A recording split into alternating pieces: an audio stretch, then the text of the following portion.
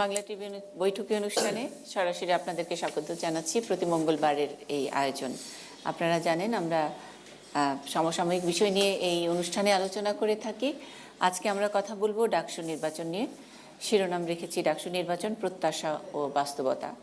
28 বছর পরে ডাকসু নির্বাচন হতে যাচ্ছে, অর্থাৎ তফসিল ঘোষণা করা হয়েছে 31শে মার্চ সম্ভাব্য তারিখ ডাকসু নির্বাচনে, ঢাকা বিশ্ববিদ্যালয় কেন্দ্রীয় ছাত্র সংসদের নির্বাচন।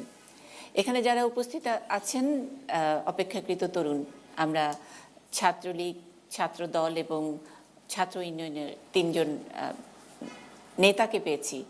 একজনের বয়স 27, একজন 31, একজন 28, অর্থাৎ 28 বছর আগে কেউ 6 মাসের, কেউ 1.5 বছরের। তারা আসলে বুঝতেই পারেনি কখন তাদের জন্মের ঠিক আগে পরে কি হয়ে গেল। আমরা 28 বছর পরে তাদেরকে নেতা নির্বাচন করবার জন্য এই নির্বাচনের তফসিল ঘোষণা করেছে কর্তৃপক্ষ। আমরা ডাকসু নির্বাচনের আদ্যপ্রান্ত শুনব, প্রত্যাশা বাস্তবতা, এই শিরোনামের সঙ্গে যিনি আছেন বা যারা আছেন পরিচয় করিয়ে দিচ্ছি। ডান দিক থেকে প্রথমে আওয়ামী লীগের উপদেষ্টা পরিষদের সদস্য এবং ডাকসুর সাবেক ভিপি, 1967-68 শিক্ষাবর্ষে যিনি ভিপির দায়িত্ব পালন করেছেন, তোফায়েল আহমেদ। তার নামের আগে তেমন কোনো বিশেষণের দরকার হয় না। লিটন নন্দী আছেন। তারপরে বলছিলাম যে যারা আছেন তাদের মধ্যে অনেকেরই বয়স আসলে 28-এর কম। বাংলাদেশ ছাত্র ইউনিয়নের সহ সভাপতি লিটন নন্দী আছেন। ডাকসুনের সাধারণ সম্পাদক, দুঃখিত আমার এখানে ভুল লেখা ছিল, দুঃখিত, সাধারণ সম্পাদক বাংলাদেশ ছাত্র ইউনিয়ন। আর তারপর পরই আছেন আল মেহেদি তালুকদার, তিনি জাতীয়তাবাদী ছাত্র দল ঢাকা বিশ্ববিদ্যালয়ের সভাপতি। বায়ে প্রথমে আছেন ডক্টর কাবেরী গায়েন, গণযোগাযোগ ও সাংবাদিকতা বিভাগের চেয়ারপারসন। আমরা সাদ্দাম হোসাইনকে পেয়েছি। সাদ্দাম বাংলাদেশ ছাত্রলীগ ঢাকা বিশ্ববিদ্যালয়ের সাধারণ সম্পাদক। এবং সর্ববায়ে শফিকুল ইসলাম আছেন, বাংলা ট্রিবিউনের বিশেষ প্রতিনিধি। আমরা আসলে one and only Tofail Ahmed, তার কাছ থেকেই প্রথমে শুরু করব। 28 বছর পরে কোন রাজনৈতিক বাস্তবতায় আজকে ডাকসু নির্বাচনের এই তফসিল ঘোষণা করতে হলো? কি লাভ হবে? আমরা কি নেতা নির্বাচনের পাইপলাইনের মধ্যে যাওয়ার জন্যে? ধন্যবাদ। ডাকসু নির্বাচন বিগত 28 বছর ধরে অনুষ্ঠিত হয়। এটা আমরা যারা ছাত্র রাজনীতি করেছি, আমাদের সকলের মনের মধ্যেই প্রশ্ন ছিল যে ঢাকা বিশ্ববিদ্যালয় নেতা তৈরির কারখানা, industry for producing future leadership of the country, সেখানে নির্বাচন না হওয়াটা এটা ছিল দুঃখজনক, এটা ছিল বেদনাদায়ক। আমি যখন শুনলাম যে 11ই মার্চ ডাকসু নির্বাচন হতে যাচ্ছে, 31শে মার্চ, 11ই মার্চ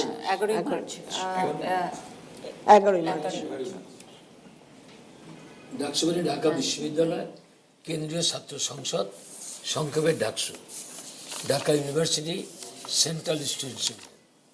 আমার সৌভাগ্য যে 67-68 যে বর্ষ, ওই সময় আমি 68 সনের 17ই জানুয়ারি ডাকসুর ভিপি নির্বাচিত হয়েছিল। এই দেশের ছাত্র আন্দোলন গৌরবোজ্জ্বল আন্দোলন।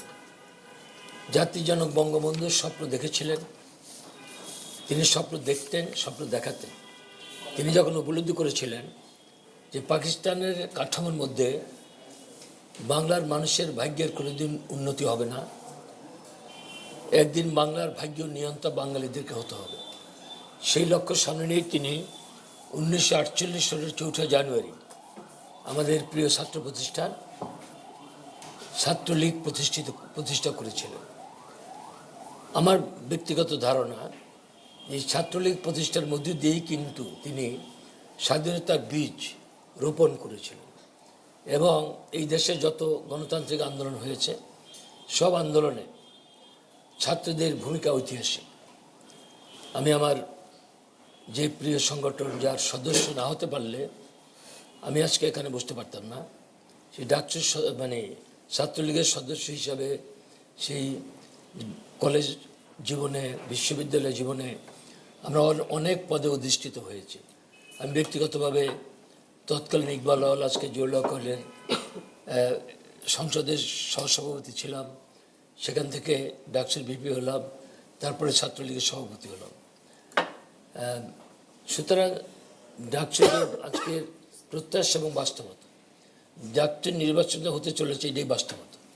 এবং এইটাই মানুষ প্রত্যাশা করেছিল যে জাতীয় নির্বাচনের পরে 30শে ডিসেম্বর যেটা হয়ে গেল, তারপরে শুধু ঢাকা বিশ্ববিদ্যালয় ছাত্র সংসদের নয়, সারা বাংলাদেশে পাবলিক এবং প্রাইভেট যে বিশ্ববিদ্যালয় আছে, এমনকি পাবলিক এবং প্রাইভেট যে শিক্ষা প্রতিষ্ঠান আছে, কলেজ, সেখানকার নির্বাচন, সেখানেও সংসদ নির্বাচন অনুষ্ঠিত প্রয়োজন, যেটা আমাদের সময় ছিল।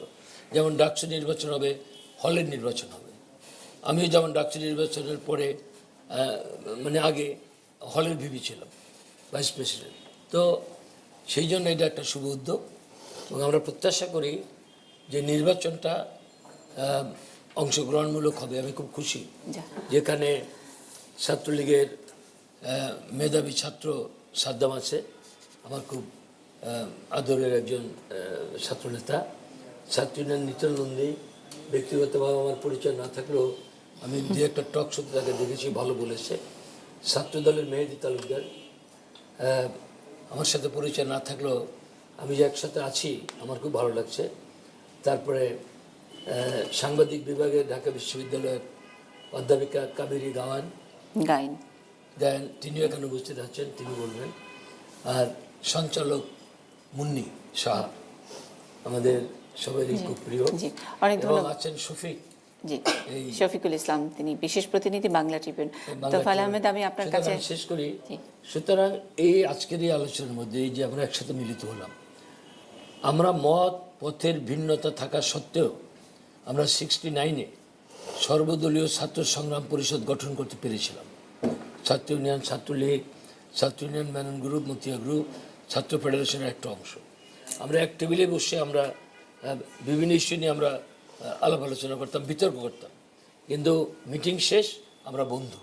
আমরা আশা করি, এটা আমার একটা প্রত্যাশা, যে ডাকসু নির্বাচনের মধ্য দিয়ে বিশ্ববিদ্যালয়ের পরিবেশ চমৎকার হবে, আগামী দিনের নেতৃত্ব প্রতিষ্ঠিত হবে, এটি আমার প্রত্যাশা।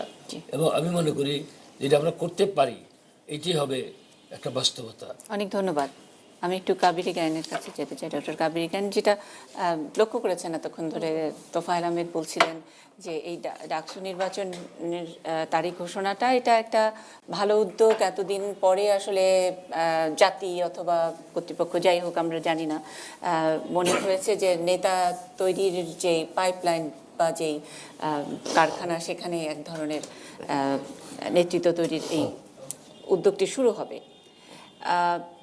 তোফায়েল আহমেদের মতো একজন নেতা, মানে তার মানে এই 28 বছর কিন্তু একটা গ্যাপ, এবং যারা এসছেন, যারা নির্বাচনে হয়তো প্রতিদ্বন্দ্বিতা করবেন, তারা সবাই 28 বছর প্লাস মাইনাসের মধ্যে আছেন। তোফায়েল আহমেদের মতন একজন লেজেন্ড, একজন রাজনৈতিক ব্যক্তিত্ব, তিনি যখন নাকি ছোটদের পরিচয় করিয়ে দিচ্ছেন, ছাত্রলীগের সাদ্দাম আমার খুব প্রিয় একজন নেতা, ছাত্রনেতা, বা আমি লিটন নন্দীর কথা শুনেছি। তার মানে আসলে এতদিন ধরে বড় রাজনৈতিক নেতাদের ছত্রছায়া, কারো প্রিয়, কারো অপ্রিয়, কারো পছন্দ অপছন্দ, সেইভাবে এই ছাত্র নেতৃত্ব তৈরি হয়ে আসছিল গত 28 বছর ধরে। শূন্য তো আর থাকেনি সেখানে। রাজনীতির মানে দৈন্যটা কোন জায়গায় গিয়ে ঠেকেছে, আমি একজন একাডেমিশিয়ানের কাছে জানতে চাই। ধন্যবাদ মুন্নি। আসলে উনি যেটা বললেন যে ওনারা যখন করেছেন, ওনাদের তখন বয়স কত? আপনারাও ছাত্র ছিলেন এবং খুবই একটা ঐতিহাসিক প্রেক্ষাপটে ওনারা ডাকসু ইলেকশন করেছেন। আমি এখানে একটু বলতে চাই যে 89 সালে যখন আমি ফার্স্ট ইয়ারে ভর্তি হই ঢাকা বিশ্ববিদ্যালয়ে, তখনও একটি ডাকসু ইলেকশন হয় এবং সেখানে একটি সর্বদলীয় ছাত্র ঐক্য প্যানেল একটা হয়, আর একটা ছিল হচ্ছে জাতীয়তাবাদী ছাত্র দলের। তারপরে বছর যে ইলেকশনটি হয়, আমি তখন সেকেন্ড ইয়ারে, তখন আমি কিন্তু ইলেকশন করেছিলাম হল সংসদ থেকে, শামসুন্নাহার হল সংসদ থেকে, এবং নির্বাচিত হয়েছিলাম সাহিত্য সম্পাদক হিসাবে, এবং তারপরে আর ইলেকশন হয়নি। এখন আপনি খুব গুরুত্বপূর্ণ একটি প্রশ্ন তুলেছেন যে এই যে 28 বছরের একটা গ্যাপ হয়েছে, এরপরে আমি ছাত্রত্ব শেষ করেছি, প্রফেসর হয়েছি, চেয়ারপারসন হয়েছে এখন ডিপার্টমেন্টের, এতদিন পরে আবার ইলেকশন হচ্ছে, এবং আমরা যখন ইলেকশন করেছি তখন ওরা কেউ জন্মগ্রহণ করেননি। তো যেটা হয়েছে এখন যে জায়গাটা আমরা যাচ্ছি, কেন এতদিন হলো না, যদিও আমরা বলছি যে গণতান্ত্রিকভাবে নির্বাচিত সরকাররাই কিন্তু আসলে ক্ষমতায় আছেন 91 সাল থেকে কম বেশি। এটা খুব দুর্ভাগ্যজনক যে আমাদের দেশে স্বৈর শাসনের আমলেও ডাকসু ইলেকশন হয়েছে, কিন্তু আমাদের গণতান্ত্রিক রাষ্ট্র ব্যবস্থা যখন পরিচালিত হয়েছে, মানুষের ভোটে নির্বাচিত হয়ে সরকার এসেছেন, কিন্তু আমরা দেখতে পেয়েছি যে সেখানে ডাকসু ইলেকশনটি হয়নি। এটা খুব দুর্ভাগ্যজনক, এবং আপনি খুবই গুরুত্বপূর্ণ একটি প্রসঙ্গ তুলেছেন যে কেন মানে এতদিন পর্যন্ত দেখা যাচ্ছিল যে কোনো নেতার স্নেহভাজন হিসেবে তারা এসেছেন, এই প্রথমবারের মতন আমরা দেখতে পাবো সিলেকশন ছিল, এখন ইলেক্টেড হবেন। নেতৃত্ব সিলেকশন ছিল, নেতৃত্ব সিলেকশন ছিল, বা এই কারখানার মধ্যে সিলেকশন ছিল, ছাত্রদল, ছাত্রলীগ, এই নামগুলো কিন্তু এখন জানে, ডাকসু না হলেও সবাই জানে। কিন্তু সেই যে পাইপলাইনটা বন্ধ ছিল এবং বড় বড় নেতারা কাকে ব্যক্তিগতভাবে চিনে না চিনে তাদেরকে পছন্দ করে বিভিন্ন পদ দিয়ে দিচ্ছিল, এবং সেইভাবেই তো চলছে।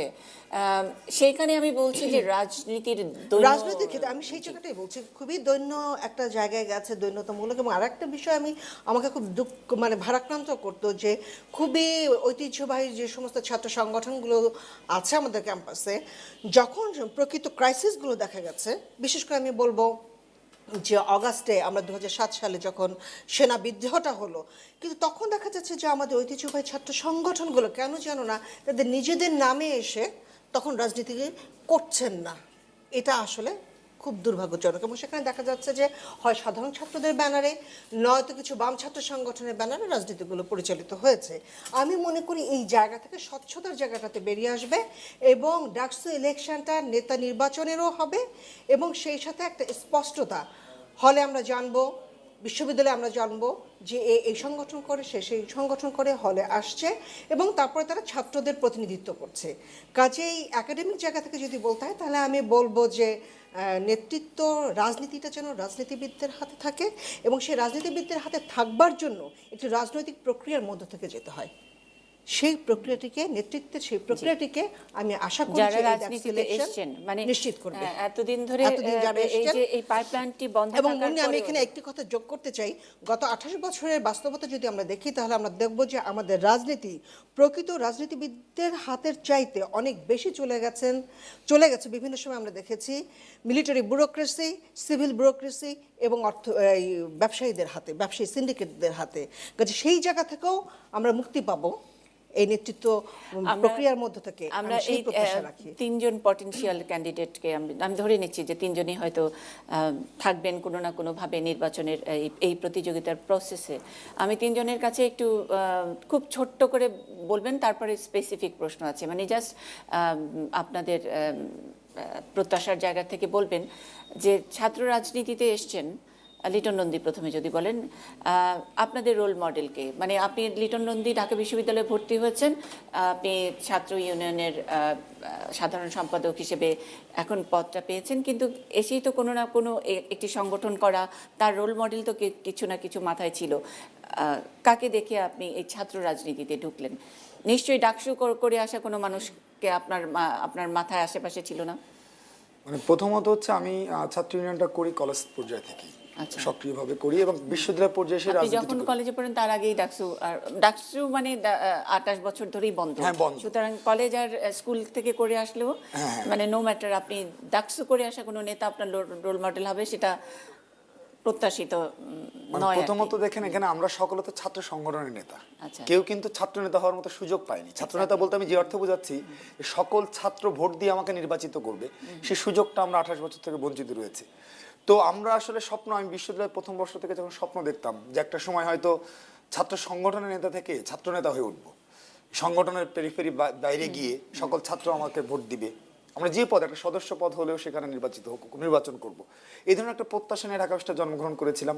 এবং একটা ধারা ছিল যে ধরেন এই ডাকসুর অনুপস্থিতির ফলে যেটা হয় যে ছাত্রদের সঙ্গে ছাত্র নেতাদের জবাবদিহিতা থাকে না, কিন্তু যখন ডাকসু নির্বাচনটা হয় তখন প্রতিনিয়ত ছাত্রদের সঙ্গে, সাধারণ শিক্ষার্থীদের সঙ্গে ছাত্র নেতাদের এক ধরনের জবাবদিহিতামূলক সম্পর্ক হয়। কারণ আপনি যখন তার কাছে ভোট চাইতে যাবেন, আপনি যখন তো আপনার ভোটের ইটা চাইবেন তখন তো আপনাকে বলতে হবে যে আমি এই আপনার জন্য করেছি।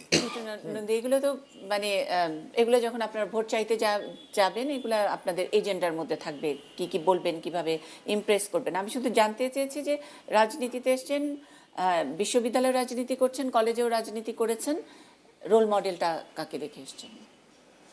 মানে ছাত্র রাজনীতির কথাই যদি বলি, ছাত্র রাজনীতির কথা বলতে এগুলো তো অনেকগুলো আছে। আমি কিন্তু কালবেলা পরে সবচেয়ে বেশি ইন্সপায়ার হয়েছিলাম, আচ্ছা, এবং ওইটা আছে আর কি, যে ওই কালবেলা পরে ইন্সপায়ার হই। মানে সেটাও কি প্রসেসের মধ্যে রাজনীতি করা? কিন্তু আপনি যখন নাকি একেবারে ফিল্ডে এসছেন তখন তো কোনো প্রসেসের রাজনীতি আপনার জন্মের আগে থেকেই বন্ধ। হ্যাঁ, ওইটা তো বন্ধই আর কি। একটা সময় আমরা যখন ফার্স্ট ইয়ারে ভর্তি হচ্ছে তখন আমাদের খুব আইকনিক নেতা ছিল মানবেন্দ্র দেব, তিনি আগস্ট অভ্যুত্থানের নেতা। তাকে আমরা খুব মানে একটা অন্যরকম ভাবে ভাবতাম আর কি। তো ওই যে আমাদের সামনে যিনি ছিলেন, এখন আমাদের খুব চিন্তা ছিল, আমরা খুব ভাবতাম যে ওই সময় যদি কোনোভাবে ছাত্র সংসদ হতো তখন মানবেন্দ্র দেব হয়তো খুব আনঅনিমাসলি খুব ইলেক্টেড হয়ে যেতেন, কারণ তিনি সর্বদলীয় যে ছাত্র সংগ্রাম পরিষদ ছিল আগস্ট অভ্যুত্থানে, তখন তার একটি সম্মিলিত মুখপত্র তিনি ছিলেন আর কি। তো এইরকম এক ধরনের কার্ড তৈরি হয়েছিল আমাদের মাঝে আর কি। আমি একটু যাই, ওখানে আছেন আল মেহেদি তালুকদার। মেহেদি, রোল মডেল আসলে মানে বিশ্ববিদ্যালয়ে ভর্তি হওয়ার আগে যখন মানে টিভিতে নাটক, তখন তো এতগুলো চ্যানেল ছিল না, বিটিভি ছিল বিশেষ করে, বা ওই সময়তে যে ঢাকা বিশ্ববিদ্যালয়ের হল নিয়ে যে নাটক দু একটা ছিল দেখেছি, যে হলের ভিতরে অস্ত্রের ঝনঝনানি এবং হলে সাধারণ ছাত্রছাত্রীরা খুব দেখা গেছে তাদের মানে জীবন মানে খুব মানে মেধাবী ছাত্ররা তাদের জীবন নষ্ট হয়ে যাচ্ছে, এরকম নাটকগুলোতে দেখতাম আর কি। কিন্তু যখন বড় হয়ে বিশ্ববিদ্যালয়ে ভর্তি হওয়ার পরে সিনারিওটা যখন দেখলাম, আমি 2002-03 সেশনে বিশ্ববিদ্যালয়ে ভর্তি হই, তখন এসে কিন্তু আসলে বিশ্ববিদ্যালয়ে আমি হলে উঠলাম। আমার বাসা পুরান ঢাকা থাকার কারণে আমার আব্বু বিশেষ করে আর কি, উনি আমাকে হলে থাকার পেছনে আর কি উনি আমাকে ইন্সপায়ার করেছিল যে তুমি যদি হলে না থাকতে পারো, হলের ডাল যদি না খাও আর কম দামি খাবার যদি না খেতে পারো, তাহলে তুমি বাস্তবতা শিখতে পারবে না। তো ওই ইন্সপিরেশন থেকে আমি হলে ওঠা। তো হলে ওঠার পরে আমি যেটা দেখলাম, ওই অস্ত্রের মানে রাজনীতি তো আসলে মানে কিভাবে রাজনীতিতে আসা। তো আমি কমার্স ফ্যাকাল্টির ছাত্র, ফ্যাকাল্টিও পাশেই। তো হলে থাকা অবস্থায় তখন যে মানে হলের করিডোরে আমি জানতে পারলাম যে ছাত্রদল আপনার বিশ্ববিদ্যালয়ের ক্লাসের সামনে যে করিডোরগুলো, ওখানে মিছিলগুলো ছাত্রদল বন্ধ করেছে। ছাত্রদল আপনার ঢাকা বিশ্ববিদ্যালয়ের যে ক্যালেন্ডার, বার্ষিক ক্যালেন্ডার, ছাত্রদল এটাকে মানে শুরু করেছিল এই প্র্যাকটিসটা। মানে এইগুলা দেখে তখন ওই যে আগের যে একটা মানে বিভীষিকা কাজ করতো যে ঢাকা বিশ্ববিদ্যালয়ে অস্ত্রের ঝনঝনানি, ওখানে মনে হয় সন্ত্রাসী একটা অভয়ারণ্য, কিভাবে এইটা এসে দেখে মনে হচ্ছে যে না, আসলে এর চাইতে সুন্দর কোনো জায়গা নেই। মানে যে অস্ত্রের ঝনঝনানি, মানে আপনি যেটুকু ওই যে নাটক আগে যে আমরা মিডিয়াতে যেটা নাটকে দেখেছেন এবং নাটকের ক্যারেক্টারগুলো যে সময়কার কথা বলছেন সেখানে রিয়েল ক্যারেক্টারগুলো কি দেখার চেষ্টা করেছেন? নিরু অভিনয় তো নিশ্চয়ই আপনি করেছেন, তাই না? পাইনি, আমরা তো দেখিনি। আচ্ছা, দেখেন বাস্তবে যেটা আমি ছাত্রদলকে দেখেছি, ছাত্রদলকে দেখে আমার কাছে মনে হয়েছে যে না, আই ক্যান ডু। আচ্ছা, আমি শুধু বলার চেষ্টা করেছি বা আপনাদের কাছে জানার চেষ্টা করেছি যে প্রসেসের মধ্যে আসা কোনো আইকন, কোনো ছাত্র নেতা আপনাদের কে ইন্সপায়ার করেছে কিনা। সেটা তো একরকম করে মেহেদিও বললেন, লিটন বললেন, আমি একটু সাদ্দামের কাছ থেকে জানতে চাই, আপনি ওরকম কি পছন্দের আপনি খুব মেধাবী ছাত্র তোফায়েল ভাই বা তোফায়েল ভাইদের মতো অনেকেই পছন্দ করেন বলেই মানে এই ছাত্রলীগে? আপনি প্রথমেই যেটি বলেন যে পসিবল ক্যান্ডিডেট, আমাদের কাছে কিন্তু ডাকসুর ভিপিজিএস হওয়া, এটির চেয়ে বঙ্গবন্ধুর আদর্শের সৈনিক বা দেশরত্ন শেখ হাসিনার কর্মী হওয়া, এর চেয়ে বড় কোনো পদ পদবি আমাদের কাছে নেই। আর ছাত্র রাজনীতির প্রতি আমাদের যে আগ্রহ তৈরি হয়েছে, যখন ছাত্র থাকবে তখন ছাত্র রাজনীতির মাধ্যমেই দেশরত্ন শেখ হাসিনার কর্মী হবে অথবা বঙ্গবন্ধুর আদর্শের সৈনিক হবে। ওটা প্রসেসের অংশ। আমি সেটাই বলছি, সেটা হচ্ছে ছাত্র রাজনীতির প্রতি আমাদের আবেদনটা কখন তৈরি হয়েছে। সেটি হচ্ছে যে আমরা যখন আমার সোনার বাংলা আমি তোমায় ভালোবাসি গানটি গাই, এবং যখন আমরা মুক্তিযুদ্ধের ইতিহাসের সঙ্গে পরিচিত হই, ভাষা আন্দোলন, গণ অভ্যুত্থানের সঙ্গে পরিচিত হই, আমরা একটি ছাত্র সংগঠনকে দেখতে পাই। সেটি শুধু বাংলাদেশের রাজনীতিতে ঐতিহ্যবাহী ভূমিকা রেখেছে সেটি নয়, এমন একটি ছাত্র সংগঠন বাংলাদেশে রয়েছে যারা এই আমার সোনার বাংলা আমি তোমায় ভালোবাসি, স্কুলে আমি গাচ্ছি, কলেজে গাচ্ছি, এই আমার সোনার বাংলা আমি তোমায় ভালোবাসি দেওয়ার জন্য আমাদেরকে উপহার দিয়েছে ছাত্র আন্দোলনের মধ্য দিয়ে। আমরা যে জাতীয় পতাকাকে দেখলে সালাম করি, সশ্রদ্ধ চিত্তে, অবনত চিত্তে শ্রদ্ধা করি, ভালোবাসি, সেটির পেছনেও এই সংগঠনটির ভূমিকা রয়েছে। আমি যে ঢাকা বিশ্ববিদ্যালয়ে হাঁটি, ঢাকা বিশ্ববিদ্যালয়ে অনবরত চলাফেরা করি, ক্লাস করি, করিডোরে চলাফেরা করি, এই বিশ্ববিদ্যালয়টি শহীদের রক্তস্নাত, মুক্তিযুদ্ধের চেতনার আর্কাইভ হয়ে বিশ্ববিদ্যালয়টি বেঁচে আছে। তো এই বিষয়গুলি যথেষ্ট ছিল ছাত্রলীগকে ভালোবাসার জন্য। আর আমরা বাংলাদেশের রাজনৈতিক ইতিহাসের দিকে যখন তাকাই, জাতির জনক বঙ্গবন্ধু শেখ মুজিবুর রহমান, আপনি জানেন যে ইসলামিয়া কলেজ ছাত্র সংসদের নির্বাচিত আমি সাধারণ বলছি সম্পাদক ছিলেন। সংগঠনটাকে পছন্দ করেন কেন সেটা আমরা পরিষ্কার হ্যাঁ, হয়েছে। আমি আমরা একটু বলছি শেষ যে করি। ছাত্র নেতা হওয়ার পেছনে কোনো না কোনো আইকন থাকে, যে প্রসেসের মধ্যে আসা কোনো আইকন কি আপনার আইকন? আমি সেই প্রশ্নটি করেছি।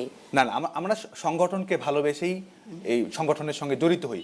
ব্যক্তি যদি থেকে থাকে, আদর্শের পুরোধা ব্যক্তিত্ব যদি থেকে থাকে, সেটা জাতির জনক বঙ্গবন্ধু শেখ মুজিবুর রহমান। যেটি আমি সংযোজন করতে যাচ্ছিলাম সেটা হচ্ছে, আপনি 1947 সালের 14ই আগস্ট আপনি জানেন যে ভারত পাকিস্তান বিভক্ত হয়। তো সেই সময়ে কলকাতা ইসলামিয়া কলেজ ছাত্র সংসদের সাধারণ সম্পাদক তরুণ মুজিব সেই সময় তার ছাত্রনেতাদের, যখন ভারত পাকিস্তান নামে দুটি রাষ্ট্রের স্বাধীন হচ্ছে, তিনি তার সহযোদ্ধাদের বোঝাচ্ছেন এই যে ভারত ও পাকিস্তান নামে দুটি রাষ্ট্রের জন্ম হলো, এই স্বাধীনতা ফাঁকির স্বাধীনতা, এই স্বাধীনতার বিরুদ্ধে লড়তে হবে। এবং তারপরে সেই তরুণ ছাত্রনেতা কিন্তু পরবর্তীতে শেখ মুজিব থেকে বঙ্গবন্ধু হয়ে উঠে আমাদেরকে 1971 সালে বাংলাদেশ উপহার দিয়েছে। তো আমরা মনে করি যে ছাত্র রাজনীতির মধ্য দিয়ে তিনি উপনিবেশবাদ বিরোধী আন্দোলনে সফল হয়েছেন, স্বাধীনতা উপহার দিতে পেরেছেন। তো একটি স্বাধীন দেশের যে জাতিসত্তা বিনির্মাণ, একটি স্বাধীন দেশের অগ্রগতির জন্য যে ভূমিকা রাখার প্রয়োজন, এবং সেই ভূমিকায় শানিত হওয়ার জন্য যে অঙ্গীকার, রক্তের উত্তরাধিকার, আদর্শের উত্তরাধিকার, সেটি আমরা ছাত্রলীগের মধ্যে খুঁজে পেয়েছি। এই জায়গা থেকে আমাদের ছাত্রলীগের সঙ্গে জড়িয়ে পড়া। অনেক ধন্যবাদ। তরুণ মুজিবের প্রসেসটা নিশ্চয়ই আপনি জানেন, আমি শিওর। শফিক ভাই যোগ করবেন কিনা? আমরা বাস্তবতা, প্রত্যাশা, ডাকসু নির্বাচন এই নিয়ে কথা বলছি। ধন্যবাদ। যে তোফাল স্যার শুরুতেই বলেছেন যে আসলে এটি নেতা তৈরির কারখানা, মিনি পার্লামেন্ট, কোনো বিতর্ক নেই। আসলেই ডাকসু, ঢাকা বিশ্ববিদ্যালয় এবং ডাকসু, সেখান থেকেই নেতা তৈরির কারখানা, এবং তারপরে হচ্ছে ডাকসু হচ্ছে মিনি পার্লামেন্ট। এটি মানুষ এখনো বিশ্বাস করে। 28 বছর বঞ্চিত হয়েছে। মানে আমরা যদি ডক্টর কাবেরী গায়েনের যেই কাবেরী গায়েন, খেদের কথাটা বললাম, খেদ নাও তার অবজারভেশন, এবং আমরা সকলে এটা তার সঙ্গে একমত যে এই কারণেই কি যে এখন রাজনীতিতে, ব্যবসায়ী রাজনীতিতে, মিলিটারি ব্যুরোক্রেসি ইত্যাদি জায়গা পেয়েছে এই 28 বছরের সুযোগটা করে দেওয়ার কারণে, মানে এই মিনি পার্লামেন্ট কাজ করেনি বলে বন্ধ করে রাখা হয়েছে, এবং গণতান্ত্রিক সরকারের সময় নেতা তৈরির কারখানা অচল ছিল, সে কারণেই আসলে এই জিনিসটা হয়েছে। যদি 28 বছরে যদি ধারাবাহিকতা, নিয়মিত যদি পার্লামেন্ট ডাকসু নির্বাচন হতো, তাহলে এই বন্ধাত্মটা থাকতো না। ডাকসু ইলেকশন হয়েছে বলে বাংলাদেশ তোফায়েল আহমেদ পেয়েছে, ডাকসু নির্বাচন হয়েছে বলে বাংলাদেশ মুজাহিদুল ইসলাম সেলিম পেয়েছে। এটাতে কোনো মানে অস্বীকার করার কোনো জো নাই। বা আমার মনে আছে তোফায়েল স্যার বোধহয় গত 2-3 দিন আগে কোনো এক প্রোগ্রামে এই ডাকসু নির্বাচনেই বলেছে যে ডাকসু নির্বাচিত যারা হন তারা সবাই নেতা হন। আমি শতভাগ একমত যে ডাকসু নির্বাচনে বিজয় হয়েছে কাবেরী গায়েন। কাবেরী গায়েন এখন নেতা তৈরির শিক্ষক, নেতা পড়ায়। হ্যাঁ, তো আসলে এটা ঠিক যে 28 বছর এই নির্বাচন না হওয়ার কারণে এই জায়গাটি তৈরি হয়েছে যে 3 শ্রেণীর মানুষের হাতে রাজনীতি চলে গিয়েছিল, সেটি তৈরি হয়েছে। শুভ মানে ধন্যবাদ দেওয়ার যোগ্য, ধন্যবাদ পাওয়ার যোগ্য কর্তৃপক্ষকে এবং সরকারকে, যে সরকারও মনে করেছে যেভাবেই হোক যে ডাকসু নির্বাচনটা হওয়া প্রয়োজন। একটা গ্রিন সিগন্যাল পেয়েছে বলেই ঢাকা বিশ্ববিদ্যালয় কর্তৃপক্ষ সাহস দেখিয়েছে। গ্রিন সিগন্যাল পায়নি বলে কিন্তু গণতান্ত্রিক সরকারের অন্য সময় কিন্তু ডাকসু নির্বাচন হয় নাই, স্বৈরাচারের সময় ডাকসু নির্বাচন হয়েছে। আমি এখানে শফিক ভাইয়ের সাথে একটুখানি যোগ করি। উনি বলছেন যে সরকার কিংবা কর্তৃপক্ষ, তার সাথে আমি একটু বলি, আসলে ছাত্ররাই আন্দোলন করে ডাকসু নির্বাচনের অধিকারটাকে তারা অর্জন করেছেন। এবং আমি বলতে পারি আমার ফার্স্ট ইয়ারের ছেলেমেয়েরা ছিল যারা, এখন তারা সবাই সাংবাদিক, আলী আসিফ শাওনের কথা আমি বলতে চাই, নুরে আলম দুর্জয়, সমস্ত ছোট ছোট ছেলেরা ফার্স্ট ইয়ারে পড়তো, ওরাই এখন দেখছে যে ওরা ওই সময় থেকে ডাকসু চেয়ে আসছে এবং ওরা রিড করেছে, হাইকোর্ট নির্দেশ দিয়েছে, তারপর কিন্তু এই ডাকসু নির্বাচনটা হচ্ছে। কাজে এই ডাকসু নির্বাচনটা আসলে কারো দয়ায় বা দাক্ষিণে হচ্ছে না, ছাত্ররা অধিকার মানে আদায় করেছেন। কিন্তু বিশ্ববিদ্যালয় প্রশাসন নির্বাচনকে পেছানোর জন্য কিন্তু আপিল করেছে, সেই আপিল খারিজ হওয়ার পরে কিন্তু এখন নির্বাচনের কাজ চলছে। আচ্ছা, তার মানে এখানে গ্রিন সিগন্যাল আর রেড সিগন্যালের কোনো আসলে ইভিনিং প্রোগ্রামের একটি ছেলে ওয়ালিদ আশরাফ দীর্ঘদিন ওয়ালিদ জি অনশন করেছিলেন, তার প্রেক্ষিতে কিন্তু রিটটা হয়েছে। জি হ্যাঁ, ছোট্ট করে একদম যোগ করতে চাই যে মানে যেটি বলা হচ্ছে, শফিক ভাই যেটা বললেন, মানে ভালো বলেছেন, কর্তৃপক্ষকে ধন্যবাদ জানাই, একই সঙ্গে কর্তৃপক্ষের আমার মনে হয় ঢাকা বিশ্ববিদ্যালয় কর্তৃপক্ষের সকল শিক্ষার্থীর কাছে ক্ষমা চাওয়া উচিত যে ডাকসু কোনো অধিকার না, সুযোগ না, ডাকসু একটা অধিকার এবং এটা সুযোগ না। আমার অধিকারকে 28 বছর ধরে গলা টিপে স্তব্ধ করে রাখা হয়েছে এবং আমরা ফি দিয়েছি এবং ডাকসুর অনুপস্থিতির ফলে প্রশাসনিক স্বৈরতন্ত্র জন্ম নিয়েছে এবং এর মধ্য দিয়ে ছাত্রদের শিক্ষকের সম্পর্ক, যেখানে junior scholar versus senior scholar ছিল, সেটা এক প্রকার, আমি দুঃখিত এখানে ম্যাডাম আছেন, দাসপ্রভু সম্পর্কের মতো চলে এসেছে। অনেকগুলো বিষয় গড়ে উঠেছে এবং এই যে জায়গাটা তৈরি হয়েছে, এখানে কথা হচ্ছে যে আমি আমার অধিকারকে আপনি স্তব্ধ করে কেন রাখবেন? এটা তো আমি চাচ্ছি না, আমি তো কোনো, ম্যাম যেটা বলেন, দয়া দেখানোর ব্যাপার না। এবং এই ডাকসু নির্বাচনে যে ওয়ালিদ আশরাফের কথা আসছে, তাকে অনশন করাতে হয়েছে, উপাচার্যকে আমরা তাকে উপাচার্যের কাছে আমরা দেখা করি, আমরা তাদেরকে রিকোয়েস্ট করি যে আপনি যে কোনোভাবে অনশন ভাঙান, তারা প্রথমে রাজি হন না। তার পরবর্তীতে আমাদের জোরাজুরির জন্য প্রগতিশীল ছাত্র জোট সবাই মিলে তারপরে যখন আমরা জোরাজুরি করি ভিসি অফিসে স্মারকলিপি দিই, তখন তিনি এসে অনশনটা ভাঙিয়ে প্রতিশ্রুতি দেন যে আগামী 6 মাসের মধ্যে আমরা ইলেকশনটি করব। এবং এই জায়গাটা বিষয়টা এমন না যে খুব বিশ্ববিদ্যালয় প্রশাসন খুব, আমরা তারপর ধন্যবাদ জানাতে চাই যে ডাকসু নির্বাচন, যেদিন ডাকসু নির্বাচন শেষ নির্বাচনটি হয়ে গেছে, আমি বিশ্ববিদ্যালয়ে পড়ার সময় মনোনয়নপত্র দাখিল করেছিলাম জহুরুল্লাহ ছাত্র সংসদের ছাত্র ইউনিয়নের প্যানেলের সভাপতি হিসেবে, সহসভাপতি হিসেবে, কিন্তু সেই নির্বাচনটি হয়নি। সেই যে মুহূর্তে ওই নির্বাচনটি বন্ধ করা হয়েছে, সেই মুহূর্তটি থেকেই কিন্তু ডাকসু নির্বাচন হোক, এই কিন্তু আওয়াজটি আস্তে আস্তে আজ থেকে 28 বছরে পরিণত হয়েছে। বিশ্ববিদ্যালয় কর্তৃপক্ষ এই 28 বছরে কিন্তু বিশ্ববিদ্যালয় কর্তৃপক্ষ ছিল। কিন্তু এই যে ঝুঁকিটি, আদালতের রায় আমি অস্বীকার করি না, অবশ্যই আদালতের রায় আছে, দায় পড়ে ঠেকে পড়েই দিয়েছে, তারপরেও তো ব্যবস্থা করেছে। এই জন্যই হয়তো আমি কিঞ্চিত ধন্যবাদ কর্তৃপক্ষকে আমি দিতে চাই। এই বিশ্ববিদ্যালয়ের কর্তৃপক্ষ তো কাবেরী গাড়ি, আমি একটা সংযোজন করতে চাই, সেটা হচ্ছে 28 বছর ধরে ডাকসু নির্বাচন হয়নি, এটি যেমন সত্য, ওর আগেও যে নিয়মিত নির্বাচন হয়েছে, নিয়মিত নির্বাচন হয়নি, এটিও কিন্তু আপনাকে মনে রাখতে হবে। 20 বছরে মাত্র 7 বার ডাকসু নির্বাচন হয়েছে।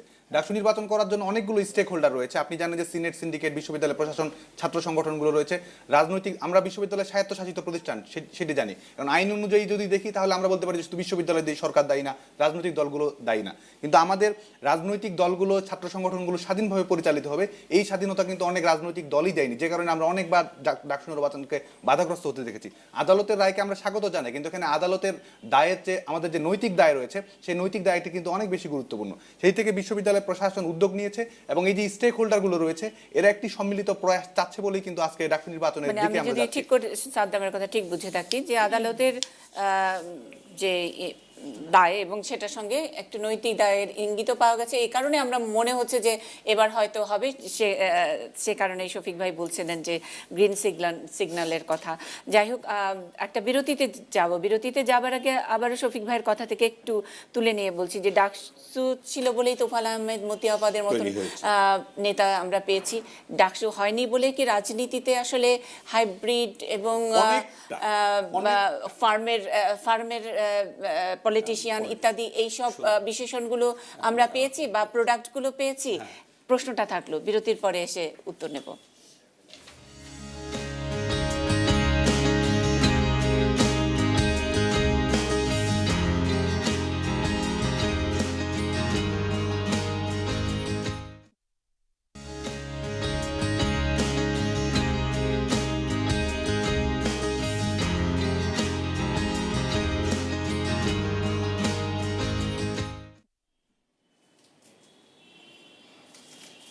বাংলা ট্রিবিউন স্টুডিও থেকে সরাসরি বৈঠকি অনুষ্ঠানে আবারও স্বাগত আপনাদেরকে।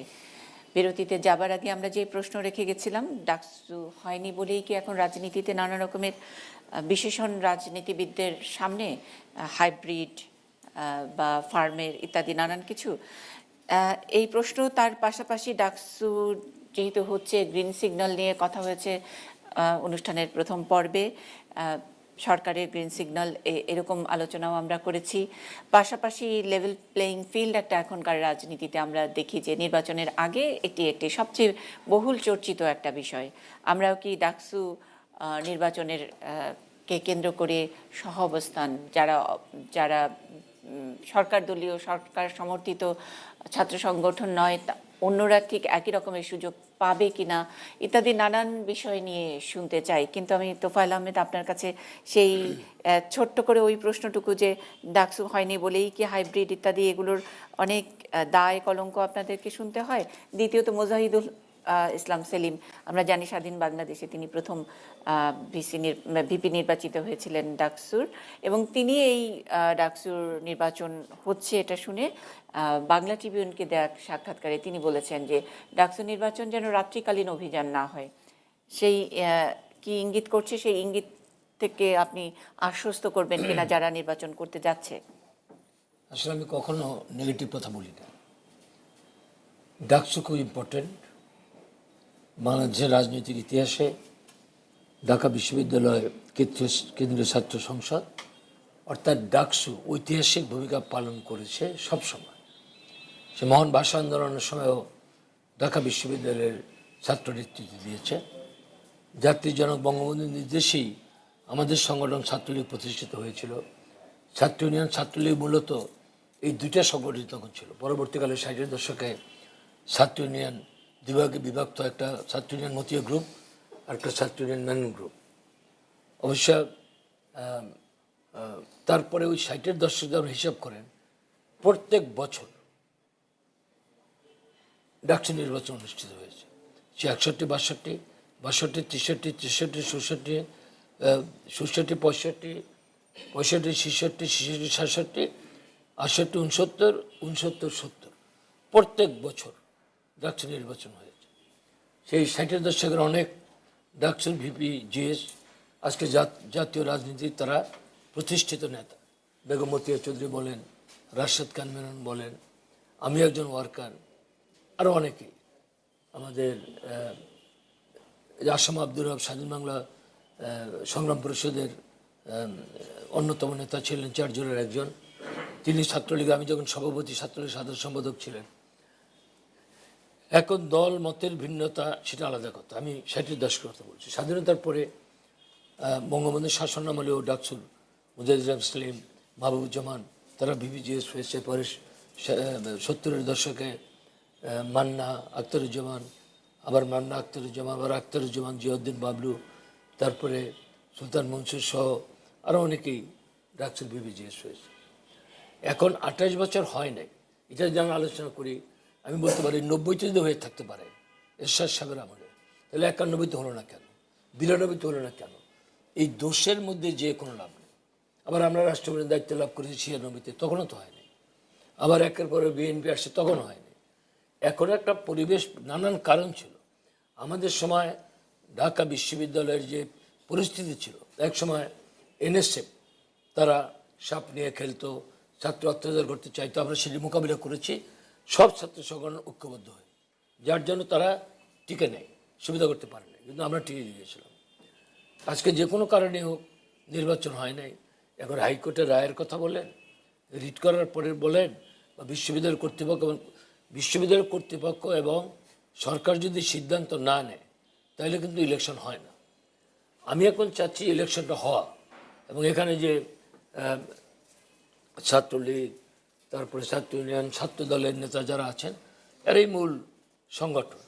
এবং আমি গত 23শে জানুয়ারি আমি ঢাকা বিশ্ববিদ্যালয়ে গিয়েছিলাম, বিবিসির একটা আমার সাক্ষাৎকার নিয়েছে, কোথায় আমরা ডাকসু 69 সনের 17ই জানুয়ারি কোথায় দাঁড়িয়েছিলাম, 20শে জানুয়ারি কীভাবে আসাদ শহীদ হলো, 1969-এর 24শে জানুয়ারি কীভাবে গণ অভ্যুত্থান হলো, কীভাবে সে আইয়ুবকে পরাজিত করে, ক্ষমতাচ্যুত করে, কিভাবে জাতির পিতা বঙ্গবন্ধুকে কারাগার থেকে আমরা মুক্ত করেছি 69-এ।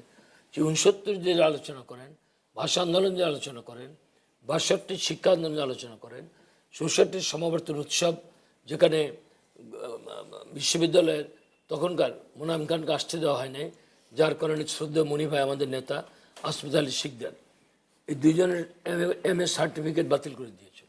আন্দোলন হয়েছে 6 দফা দেওয়ার পরে 7ই জুন ঢাকা বিশ্ববিদ্যালয়ে আমি ইকবাল আলীর ভিপি আমার রুমে বসে পরিকল্পনা হয়েছে। আমরা বঙ্গবন্ধু গ্রেপ্তার করার পরে আমরা সর্বাত্মক হরতাল পালন করেছি আইয়ুবের শাসনামলে। তারপরে যখন আগরতলা মামলার বিচার শুরু হয় সেই 19শে জুন, তখন আমরা রাজপথে, এবং 69-এর 4 জানুয়ারি ছাত্রলীগের প্রতিষ্ঠা বার্ষিকীতে 11 দফা কর্মসূচি প্রণয়ন করে যে আন্দোলন শুরু করেছি, সেই আন্দোলনের মধ্যে দিয়েই বঙ্গবন্ধুকে আমরা 22শে ফেব্রুয়ারি কারাগার থেকে মুক্ত করে 69-এর 23শে ফেব্রুয়ারি সরোয়ার্দী উদ্যানে কৃতজ্ঞ বাঙালি জাতির পক্ষ থেকে কৃতজ্ঞ চিত্তে আমরা বঙ্গবন্ধু বাদে দিয়েছিলাম। এই হলো ছাত্রলীগের ইতিহাস।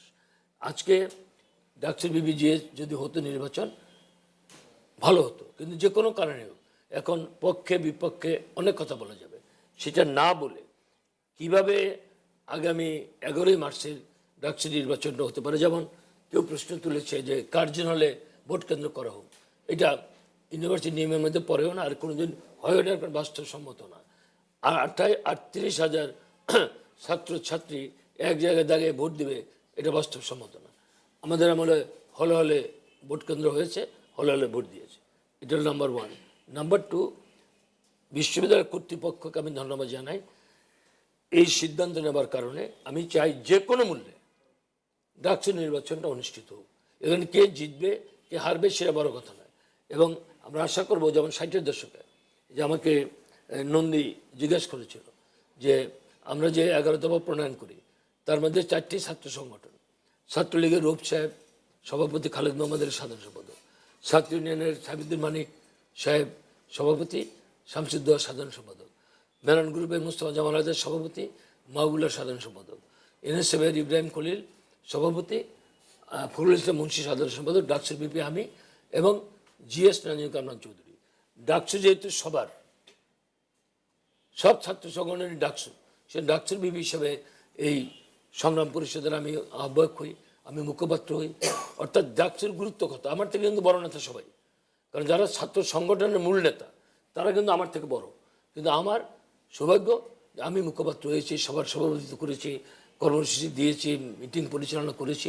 সেই পল্টনের 5 লক্ষাধিক লোকের সভা, তখনকার পল্টন অন্যরকম পল্টন, মতিঝিল, শাপলা চত্বর ভরা, লোকের 9 ফেব্রুয়ারি স্লোগান দিলাম, শপথ নিলাম, শপথ নিলাম, মাগত তোমায় মুক্ত করবো, শপথ নিলাম, শপথ নিলাম, মুজিব তোমায় মুক্ত করবো। এই যে আমাদের স্লোগান, দুইটা আমরা বাস্তবায়ন করেছি। 22শে ফেব্রুয়ারি বঙ্গবন্ধু মুক্ত করে এবং 16 ডিসেম্বর হানাদার মুক্ত করে বাংলাদেশকে, বাংলা মাকে আমরা স্বাধীন করেছি। অর্থাৎ আমরা যেটা বলতাম সেটা আমরা করতাম। সুতরাং আমি মনে করি যে একটা নতুন দিগন্তের সূচনা হয়েছে ডাকসু নির্বাচনের মধ্য দিয়ে। সুতরাং আমরা যে কথাটা বললাম যে সংগ্রাম পরিষদের মত পথ ভিন্ন, ছাত্র ইউনিয়নের একরকম নীতি, মেনন গ্রুপ 6 দফা সমর্থন করতো না, ছাত্র ইউনিয়ন 6 দফা সমর্থন করলে বলতো এটা আংশিক, এটা পূর্ণাঙ্গ কৃষক শ্রমিকের কথা নেই। পরে আমরা 11 দফা করলাম, কৃষক শ্রমিক ছাত্র মেহনতি মানুষ, তারপরে সমাজতান্ত্রিক কর্মসূচি, বঙ্গবন্ধুর 6 দফা সব নিয়ে শেখ মুজিবের মুক্তি চাই এই কথা আমরা লিখতে পারিনি, কারণ অন্য সংগঠন রাজি হয়নি। কিন্তু আমরা তাতেই মেনে নিয়েছি। আমরা জানি যে আন্দোলন শুরু হলে 1 দফায় আসবে শেখ মুজিবের মুক্তি, এবং তাই হয়েছে। 11 দফার আন্দোলন শুরু করার পরে 1 দফাই ছিল, জেলের তালা ভাঙবো, শেখ মুজিবকে আনবো। আমরা জেলের তালা ভেঙেছি, শেখ মুজিবকে আমরা এনেছি। আমরা জাতির সামনে কৃতজ্ঞ, জাতির পক্ষে থেকে তাকে আমরা গণসম্বর্ধনা দিয়েছি। সুতরাং ছাত্রদের ঐতিহাসিক ভূমিকা গুরুত্বপূর্ণ, অর্থাৎ সহাবস্থান ছিল আমাদের। এনএসএফ ছাড়া আমরা সব এক। এই যে আমরা তর্ক করতাম টেবিলে বসে এরকম, কিন্তু সিদ্ধান্ত হয়ে যাওয়ার পরে আমরা হাত ধরাধরি করে মিটিং থেকে বেরোতাম। যেমন ইকবাল হলে রেড করলো আর্মি 69-এ, আমি কোথায় শামসুদ্দোহা সাধারণ সম্পাদক, আমি যে দেখি সে একটা ওই যে বড় ডেকাছাড়া পাক করে তার মধ্যে লুকে আছে, তার থেকে বের করে আমি তাকে ছাড়া হল ত্যাগ করিনি, তাকে নিয়ে গিয়ে আমরা 11 রোডে গিয়ে এক জায়গায় আমরা আশ্রয় নিয়েছি। আমরা মতের পথের ভিন্নতা থাকার সত্ত্বেও সামাজিকভাবে আমরা ছিলাম বন্ধু। তো আজকে আমি মনে করবো যে এখানে যারা আছে, নির্বাচন হবে, বিজয় যে সংগঠন বিজয়ী হবে হবে, কিন্তু সবার মধ্যে যেন একটা শান্তিপূর্ণ সহাবস্থান বিরাজ করে, এবং এই কাজটা ঢাকা বিশ্ববিদ্যালয় কর্তৃপক্ষকে যথাযথভাবে পালন করতে হবে। এই যে আমার প্রত্যাশা, এইটি আমি আশা করি যে এই ছাত্ররা এইভাবেই যদি এগিয়ে যায়, তো ডাকসু ইলেকশন এখন কিন্তু সতর্ক থাকতে হবে। কোনো একটা অবস্থার সৃষ্টি হলে আবার ডাকসু ইলেকশন বন্ধ হয়ে যেতে পারে। সেই দিক থেকে অত্যন্ত লক্ষ্য যে ডাকসু ইলেকশন হবেই, আমরা ডাকসু ইলেকশন করবেই, সেই লক্ষ্যে সবাই একমত হয়ে এক জায়গায় বসে সিদ্ধান্ত নিয়ে নির্বাচনে যাবে, এটি আমি প্রত্যাশা করি। সতর্ক থাকার কথা বলেছেন, শান্তিপূর্ণ সহাবস্থানের কথা বলেছেন। ইসলাম সেলিম বলেছে যে রাতের কি রাত্রিকালীন অভিযান যেন না হয়, তিনি ডাকসু নির্বাচনকে সামনে রেখে বলেছেন এবং এই নির্বাচনকে এটা ইঙ্গিত করে বলেছেন। রাত তো নাই, এখানে নির্বাচন হবে সকাল 8টা থেকে 2টার মধ্যে। মুজাহিদুল সেলিম তো ভুল করেছে, কারণ তো রাত নাই, এটা তো দিন। না, এটা নিশ্চয়ই আক্ষরিক অর্থে নিশ্চয়ই তিনি মেন করেননি, মানে একতরফা যেন না হয়। আমাদের দেশে কিছু রাজনীতিবিদ আছে যারা বাস্তবতার সাথে মিল রাখে না। তিনি কি মিল বলতে চেয়েছেন আমরা সে বুঝতে পেরেছি, কিন্তু তার ধারণা ভুল। 30শে ডিসেম্বরের নির্বাচন মানুষ লাইন দিয়ে দাঁড়িয়ে ভোট দিয়েছে। এখন আপনি যদি মনে করেন, ধরেন একসময় ছাত্র ইউনিয়ন খুব শক্তিশালী ছিল, আমি নন্দীর সামনেই বলছি, ঢাকা বিশ্ববিদ্যালয়ের ছাত্র ইউনিয়ন অনেকবার, এই যে মাহফুজা খানম ডাকসুর বিপি হয়েছে, তারপরে ছাত্রলীগের ফেরদৌস করেছি ডাকসুর বিপি হয়েছে, আমি হয়েছি, রব হয়েছে, তারপরে তার আগে এনায়েতুর রহমান, আরও অনেকে, আমি এর নাম নিলাম না। সুতরাং ছাত্র সংগঠনের সম্মেলন হতো 1 বছরের মধ্যে, যেমন আমাদের ছাত্রলীগের নিয়ম ছিল প্রতি বছর 21শে মার্চের মধ্যে সম্মেলন হতে হবে। যেমন আমি যখন সভাপতি হই তখন মার্শাল ল, সভা সমাজ বন্ধ, আমি জুন মাসে সভাপতি হয়েছি। কিন্তু ঠিকই সেই 70-এর 21শে মার্চ আমি ছাত্রলীগের সভাপতিত্ব শেষ করে নুর আলম সিদ্দিকীর সভাপতি, সাধারণ ছেলের সাধারণ সম্পাদক, আমি 200 টাকা দিয়ে বাড়ি ভাড়া করে এই গ্রিন রোডে আমি আর রাজ্জাক একটা বাসা ভাড়া নিয়ে আমরা থাকতে শুরু। আমরা ছাত্রত্ব চলে যাওয়ার পরে আমরা হলে থাকিনি। এখন ঢাকা বিশ্ববিদ্যালয়ের অছাত্র তাদের হলে রাখা ঠিক হবে না, যারা নিয়মিত ছাত্র তাদের হলে থাকা ঠিক হবে, এটি আমি মনে করি। কারণ বহিরাগত অছাত্র তারাই সমস্যার সৃষ্টি করে। এই দায়িত্বটা আমি আশা করি যে বিশ্ববিদ্যালয় কর্তৃপক্ষ যথাযথভাবে পালন করবে। জি, সতর্ক থাকার কথা বারবার করে বলছিলেন তোফায়েল আহমেদ। যারা বিশ্ববিদ্যালয়ে এখন আছেন বিভিন্ন ছাত্র সংগঠনের নেতৃত্বে, এই শঙ্কাটা কি আপনাদের মধ্যেও আছে কিনা, আমি লিটন নন্দী আপনার কাছ থেকে শুনতে চাই। তুল ভাই চমৎকার বলেছেন, মানে এখানে যে জিনিসটি নিয়ে তুল ভাই বললেন যে হলের বাইরে আমরা কেন চাচ্ছি আর কি। স্বাভাবিকভাবে ডাকসুর সকল, ঢাকা বিশ্ববিদ্যালয়ের সকল কার্যক্রম তো হল কেন্দ্রিক হয়ে থাকে, এটাই তো স্বাভাবিক। কিন্তু আমরা কেন চাচ্ছি, মানে আমরা খুব সংক্ষেপে যদি বলি যে নির্বাচিত সরকারের অধীনেই তো নির্বাচন হওয়া উচিত, কিন্তু কেন আওয়ামী লীগ একটি বিশেষ পরিস্থিতিতে 96-তে তত্ত্বাবধায়ক সরকারের দাবি তুলেছিল। যখন কোনো একটা বিশেষ পরিস্থিতি তৈরি হয় তখন কিন্তু আমার বিকল্প রাস্তা বের করতে হয়। এখন আমরা যদি দেখেন হলগুলোতে আসলে কি হচ্ছে, আমাদের বলছে, তোফায়েল ভাই বলেছেন যে এখন সন্ত্রাস নির্ভর রাজনীতি নেই, আমরা সেটা বিশ্বাস করতে চাই, কিন্তু এই বিশ্বাসের মধ্যেও কিন্তু আমাদের মধ্যে ভাঙন ধরে। কেমন যদি দেখি, মানে এখানে আলমেদি তালুকদার রয়েছেন, ঢাকা বিশ্ববিদ্যালয়ের ইতিহাসে অন্যতম ন্যাক্কারজনক ঘটনা শামসুন নাহার নির্যাতন 2002 সালের, সেটি কিন্তু ছাত্রদলের প্রত্যক্ষ মদদে হয়েছে। সেখানে বুয়েটের সনি হত্যা হয়েছে, আমরা দেখেছি। আবার যদি দেখি, আবার দেখুন 2010-এ এফ রহমান হলের, সাদ্দামেরির হলের একজন আবু বক্কর মারা গেল এবং পরে রায় বেরোলো যে তার কোনো কে খুন করেছে পাওয়া যায়নি। একজন হাফিজুরকে সে তার জবানবন্দি দিয়েছে, তার মাকে বলেছে কেঁদে কেঁদে যে আমি নিউমোনিয়া হয়েছে, তারপর রাত 3টা পর্যন্ত আমাকে এস এম হলের বাইরে দাঁড় করিয়ে রেখেছে গেস্ট রুম করানোর জন্য, সেই ছেলে মারা গেছে। আমরা একজন এসানকে দেখেছি, তাকে ক্যালকুলেটর চাওয়া নিয়ে তার চোখ অন্ধ করে দেওয়া আছে, সেই ছেলে ঢাকা বিশ্ববিদ্যালয় ছেড়ে এখন মালয়েশিয়া চলে গেছে। মানে অসংখ্য উদাহরণ আছে। আমরা বলছি এমন একটা বিশেষ পরিস্থিতি হলগুলো তৈরি হয়েছে যেখানে আপনি চাইলেও কার্যকর সহাবস্থান নেই। এখন কার্যকর সহাবস্থান বলতে সেটা কি বুঝে, এখন ধরেন খাতা কলমে লেখা আছে বাংলাদেশের সকল কিছুর মালিক জনগণ, এটা তো লেখাই আছে সংবিধানে। এখন একটা শিক্ষার্থী কি স্বাধীনভাবে মতামত প্রকাশ করতে পারছে কিনা? কারণ পারছে না। গণরুমগুলো নিয়ন্ত্রিত হচ্ছে, যারা যখন ক্ষমতাসীন থাকেন তাদের দ্বারা গণরুমগুলো নিয়ন্ত্রিত হচ্ছে। ওই গণরুমে কিন্তু ভিন্ন রাজনীতি করার চর্চার সুযোগটা নেই। আমরা নিশ্চয়ই চাই, আজকে এখানে আলোচনা তোফায়েল ভাই একটু আগে বলেছিলেন যে ফিউচার নিয়ে আলোচনা করছে, আমরাও খুব চাই। আমরা এমন একটা সংস্কৃতি চাই, ঢাকা বিশ্ববিদ্যালয়ে এমন একটা সংস্কৃতি ফিরে আসুক যেখানে লড়াইটা হবে মেধার সঙ্গে মেধার, যুক্তির সঙ্গে যুক্তির, পেশি শক্তির না। আমরা বলে থাকি, প্রায় বলি যে আদর্শের যুদ্ধে পরাজিতদের শেষ হাতিয়ার সন্ত্রাস। এখন আমরা নিশ্চয়ই চাই যে আমার সাথে বক্তব্য যুক্তির সঙ্গে যুক্তির, কিন্তু যদি কেউ বিশ্বাস করে যুক্তিতে মুক্তি মেলে না, তাহলে আপনি তার সঙ্গে কি বক্তব্য আলোচনা করবেন? তাহলে তো আপনি আলোচনা করতে পারবেন না। আমরা চাই যে ছাত্রলীগ তার মতো বক্তব্য নিয়ে হাজির হবে, ছাত্রদল হাজির হবে, আমরা আমাদের বক্তব্য নিয়ে হাজির হব এবং ছাত্র সমাজ গ্রহণ করবে কোনটা তার জন্য উপযুক্ত। সেখানে পেশি শক্তির দাপট বা অস্ত্রের দাপট, ভয় দেখানো, তার একটি সিটে থাকার বিনিময়ে তাকে এক ধরনের আধুনিক দাসে পরিণত করা, এই বিষয়গুলো না বিশ্ববিদ্যালয়ের কনসেপ্টে যায় না। কারণ বিশ্ববিদ্যালয় আসলে কখনো প্রচলিত সমাজের এক্সটেনশন নয়। বিশ্ববিদ্যালয় একটা নতুন সমাজের ভ্রূণ তৈরি করে, যে সমাজ অনেক প্রগতিমুখী, মুক্তিযুদ্ধের চেতনা ধারণ করে। বিশ্ববিদ্যালয় অনেক শেখায় গণতান্ত্রিক সহিষ্ণুতা কাকে বলে। একটা সময় তোফায়েল ভাই রয়েছেন, একসময় জাতীয় নেতৃবৃন্দের মধ্যে কিন্তু প্রচুর বিরোধ ছিল। স্বৈরাচার এরশাদ বিরোধী আন্দোলনে জাতীয় দল 3টা ভাবে বিভক্ত, আপনারা সবাই জানেন, কিন্তু ছাত্ররা কিন্তু এক ভাগে ছিল। সকল ছাত্ররা মিলে কিন্তু ছাত্র সংগ্রাম পরিষদ গড়ে তুলেছিল। তো অনেক সময় হচ্ছে জাতীয় নেতারা অনেক সময় দ্বিধা বিভক্ত থাকেন, কিন্তু ছাত্ররা কিন্তু এই সংকীর্ণতার ঊর্ধ্বে উঠে তারা সবসময় এক হয়েছেন। 69 হয়েছেন, 53 হয়েছে, 54 যুক্ত ফ্রন্টের আগে ছাত্রলীগ ছাত্র ইউনিয়ন মিলে প্যানেল দিয়ে গণতান্ত্রিক যুক্ত ফ্রন্ট গঠন করেছিল। অসংখ্য উদাহরণ দেওয়া যাবে। আমরা বলি যে ঢাকা বিশ্ববিদ্যালয়ে যদি আমরা চর্চা শুরু করতে না পারি, এই কারণেই কিন্তু আমরা আজকে বলেছি যে হলগুলোতে যেহেতু অনাস্থা তৈরি হয়েছে, ছাত্রদের ভয়ের জায়গায় তৈরি হয়েছে, আমরা বলেছি অন্তত 1টা থেকে 2টো মেয়াদের জন্য হলে যদি একাডেমিক ভবনে, আর তোফায়েল ভাই একটু করে আমি একটু সংশোধন করে দিচ্ছি যে আমরা একটা ভবনে বলিনি, আমরা বলেছি যে ধরেন কার্জন হলে ভোট হতে পারে FH হল আর শহীদুল্লাহ হলের, বিজনেস ফ্যাকাল্টিতে ভোট হতে পারে জিয়া হল, বঙ্গবন্ধু আর জসিমুদ্দৌলা। আমরা কিন্তু স্পেসিফিক একটা বলিনি, আমরা বলেছি একাডেমিক বিল্ডিংগুলোকে ব্যবহার করে ভোট কেন্দ্রগুলো করেন, তার ফলে যেটা হবে একটা ভয়মুক্ত পরিবেশ তৈরি হবে। এবং আমরা চাই ছাত্রলীগের নিশ্চয়ই এটি চাওয়া থাকবে যে একটা ভয়মুক্ত পরিবেশে তারা নির্বাচিত হোক। তারা যদি নির্বাচিত হয় আমরা তাকে ফুল দিয়ে ওয়েলকাম জানাবো, আমার কোনো সমস্যা নেই। লিটন নন্দী, আমি এখন একটু সাদ্দামকে সুযোগ দিতে চাই। লিটন নন্দীর চাওয়া যেগুলো আছে সেগুলোর ঠিক উল্টো দিকে ক্ষমতাসীন দলের ছাত্র সংগঠনের নেতা হিসেবে আপনারই অনেকটাই দায় যেগুলোর খণ্ডন করা তার অভিযোগ, তার চাওয়ার মধ্যে কিছু অভিযোগ আছে। আর অন্য আরেকটি বিষয়ে তার কথার মধ্যে এসছে, আমি প্রশ্নই করতে চেয়েছিলাম যে আসলে ডাকসু কি করবে, ডাকসু কি অ্যাচিভ করে।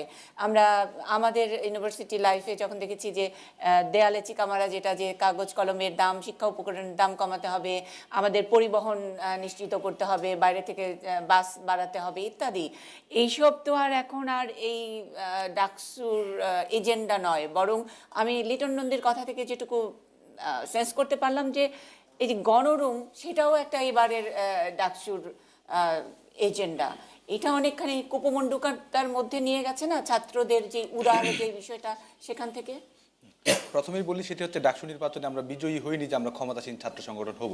আপনি জানেন যে ক্ষমতাসীন দল সমর্থিত বলেছে, সেই কারণে দায়টা অনেকখানি বেশি। আমরা এই বিষয়টি বারবারই অস্বীকার করার চেষ্টা করছি, সেটি হচ্ছে যে আওয়ামী লীগের সঙ্গে আমাদের আদর্শের সম্পর্ক, আবেগের সম্পর্ক, অনুভূতির সম্পর্ক। কিন্তু আমরা ছাত্র সংগঠন, আমরা স্বতন্ত্রভাবে পরিচালিত হই, ছাত্র অধিকারকে কেন্দ্র করে আমাদের কর্মধারা পরিচালিত হয়। এবং লিটন নন্দী যে বিষয়টি বললেন সেটা হচ্ছে রাজনৈতিক সহাবস্থানের পরিবেশ রয়েছে কিনা, পোলিং বুথের বিষয়ে তিনি দীর্ঘ বক্তব্য রাখলেন। এখানে তোফায়েল আহমেদ রয়েছেন। একটু ছোট্ট করে আমি একটু বিরক্ত করি, মানে আপনি এখন বলছেন যে আওয়ামী লীগের অনুভূতি দ্বারা পরিচালিত ছাত্র সংগঠন হতে পারেন, কিন্তু কোনো আওয়ামী লীগের দায় আসলে নিশ্চয় না। আমি জাস্ট উল্টো প্রশ্নটা, যখন নাকি ছাত্রলীগ ক্রাইম করে, মানে আমরা দেখি যে আওয়ামী লীগের সকল অর্জন নিয়ে যে কার্টুন হয় যে 1000 টাকার বাগান খেলে 2 টাকার ছাগলে, ছাত্রলীগ ছাগলে পরিণত হয়, তখন কিন্তু দায় আসলে আওয়ামী লীগকে নিতে হয়। সেটা কি মানে দায়টা ভাইস ভার্সা নয়? এ ধরনের বিরূপ প্রচারণা আপনি যেটি বলছেন অনেকবার ছাত্রলীগের উপর করা হয়েছে, কিন্তু কোনো আঘাতই আসলে ছাত্রলীগকে স্তব্ধ করতে পারেনি। কারণ ছাত্রলীগ হচ্ছে সেই স্তম্ভ যে যে স্তম্ভে আঘাত করা ঘাতকের জন্য কেবল আত্মধ্বংসী হতে পারে। আমরা এবং যতবার ছাত্রলীগকে সংবাদ মাধ্যমের দ্বারা আঘাত করা হয়েছে, সংবাদ মাধ্যমের যারা হলুদ সাংবাদিকতা করেছে তারাই চূর্ণ বিচূর্ণ হয়েছে। আমাদের উপর যতবার আঘাত এসেছে আমরা আরো বেশি ঐক্যবদ্ধ হয়েছি, আরো বেশি শানিত হয়েছি। আমরা পোলিং বুথের বিষয়ে যে বক্তব্যটি দিচ্ছিলেন এবং সহাবস্থানের বিষয়ে যে বক্তব্যটি দিচ্ছিলেন, এখানে তোফায়েল আহমেদ আমাদের উপস্থিত রয়েছেন। তিনি আমাদের গণ অভ্যুত্থানের মহানায়ক, পৃথিবীর ছাত্র রাজনীতির ইতিহাসে ব্যতিক্রমী ছাত্রনেতা। সেই জায়গা থেকে উনার সময়ের ডাকসু দেখেছেন এবং আমাদের এই ঢাকা বিশ্ববিদ্যালয় 1921 সালে প্রতিষ্ঠিত হওয়ার পর থেকে প্রত্যেকটি ছাত্র সংসদ নির্বাচন কিন্তু হলে অনুষ্ঠিত হয়েছে। আপনি জানেন যে মুজাহিদুল ইসলাম সেলিমকে নিয়ে কথা হয়েছে, তিনি হল সংসদের ভোটে নির্বাচন করেই কিন্তু ডাকসুতে বিজয়ী হয়েছেন। ছাত্রদলের আমানুল্লাহ আমান হল সংসদের ভোটে নির্বাচন করেই ডাকসুর ভিপিজিএস হয়েছেন। ছাত্রলীগ থেকে সুলতান মনসুর ভিপিজিএস হয়েছেন। কখনো কিন্তু কোনোটা নিয়ে প্রশ্ন তোলা হয়নি। আজকে হল সংসদকে কেন্দ্র করে নতুন করে ছাত্র ইউনিয়ন এই বিষয়টি কেন উত্থাপন করছে, এটি আমরা আসলে অনুধাবন করতে পারি। আমি একটু পরিষ্কার জানতে চাই, লিটন নন্দীর যেসব অভিযোগগুলো আছে সেই হিসেবে আপনারা সেই অভিযোগগুলোর সঙ্গে একমত কিনা, নাকি আপনি সেটার বিরোধিতা? সেটা তো প্রশ্নই আসে। আমি আলোচনায় আসছি, সেটা হচ্ছে যে আমরা যেটা মনে করি সেটা হচ্ছে যে এই ধরনের প্রস্তাব দেয়া প্রকারান্তরে ঢাকা বিশ্ববিদ্যালয়ের হলের যে শিক্ষার্থীরা থাকে, গণরুমে যে শিক্ষার্থীটি সংকটের মধ্যে থেকে লেখাপড়া করে, আমরা মনে করি তার গণতান্ত্রিক মূল্যবোধকে আজকে আসলে ছাত্র ইউনিয়ন অপমান করার চেষ্টা করছে। এবং এটি ছাত্র ইউনিয়নের দীর্ঘ ঐতিহ্য রয়েছে, লড়াকু সংগঠন হিসেবে তাদের ভূমিকা রয়েছে। আমরা মনে করি যে পূর্বপুরুষদের দিয়ে যাওয়া পতাকা বহন করার শক্তি সম্ভবত ছাত্র ইউনিয়ন আজকে আর অর্জন করতে পারছে না বলেই এ ধরনের প্রস্তাবনা তারা দিচ্ছে। আজকে যখন তারা যদি মনে করে থাকে যে হলগুলোতে দখলদারিত্ব রয়েছে, হলগুলোতে ছাত্রলীগের জনপ্রিয়তা রয়েছে, তো সেক্ষেত্রে তারা বিকল্প প্রস্তাব দিতে পারে যে হলগুলোতে আরো কিভাবে প্রতিটি ছাত্র সংগঠন প্রতিযোগিতামূলক রাজনীতি করতে পারে। তারা রবীন্দ্রনাথ থেকে হয়তো শিক্ষা নিতে পারতো যে মুক্ত কর ভয়, আপন আমাদের শক্তি ধরো, নিজেরে করে জয়, এ ধরনের কথা না বলে তারা পোলিং বুথগুলো বাইরে কেন দিতে যাচ্ছে?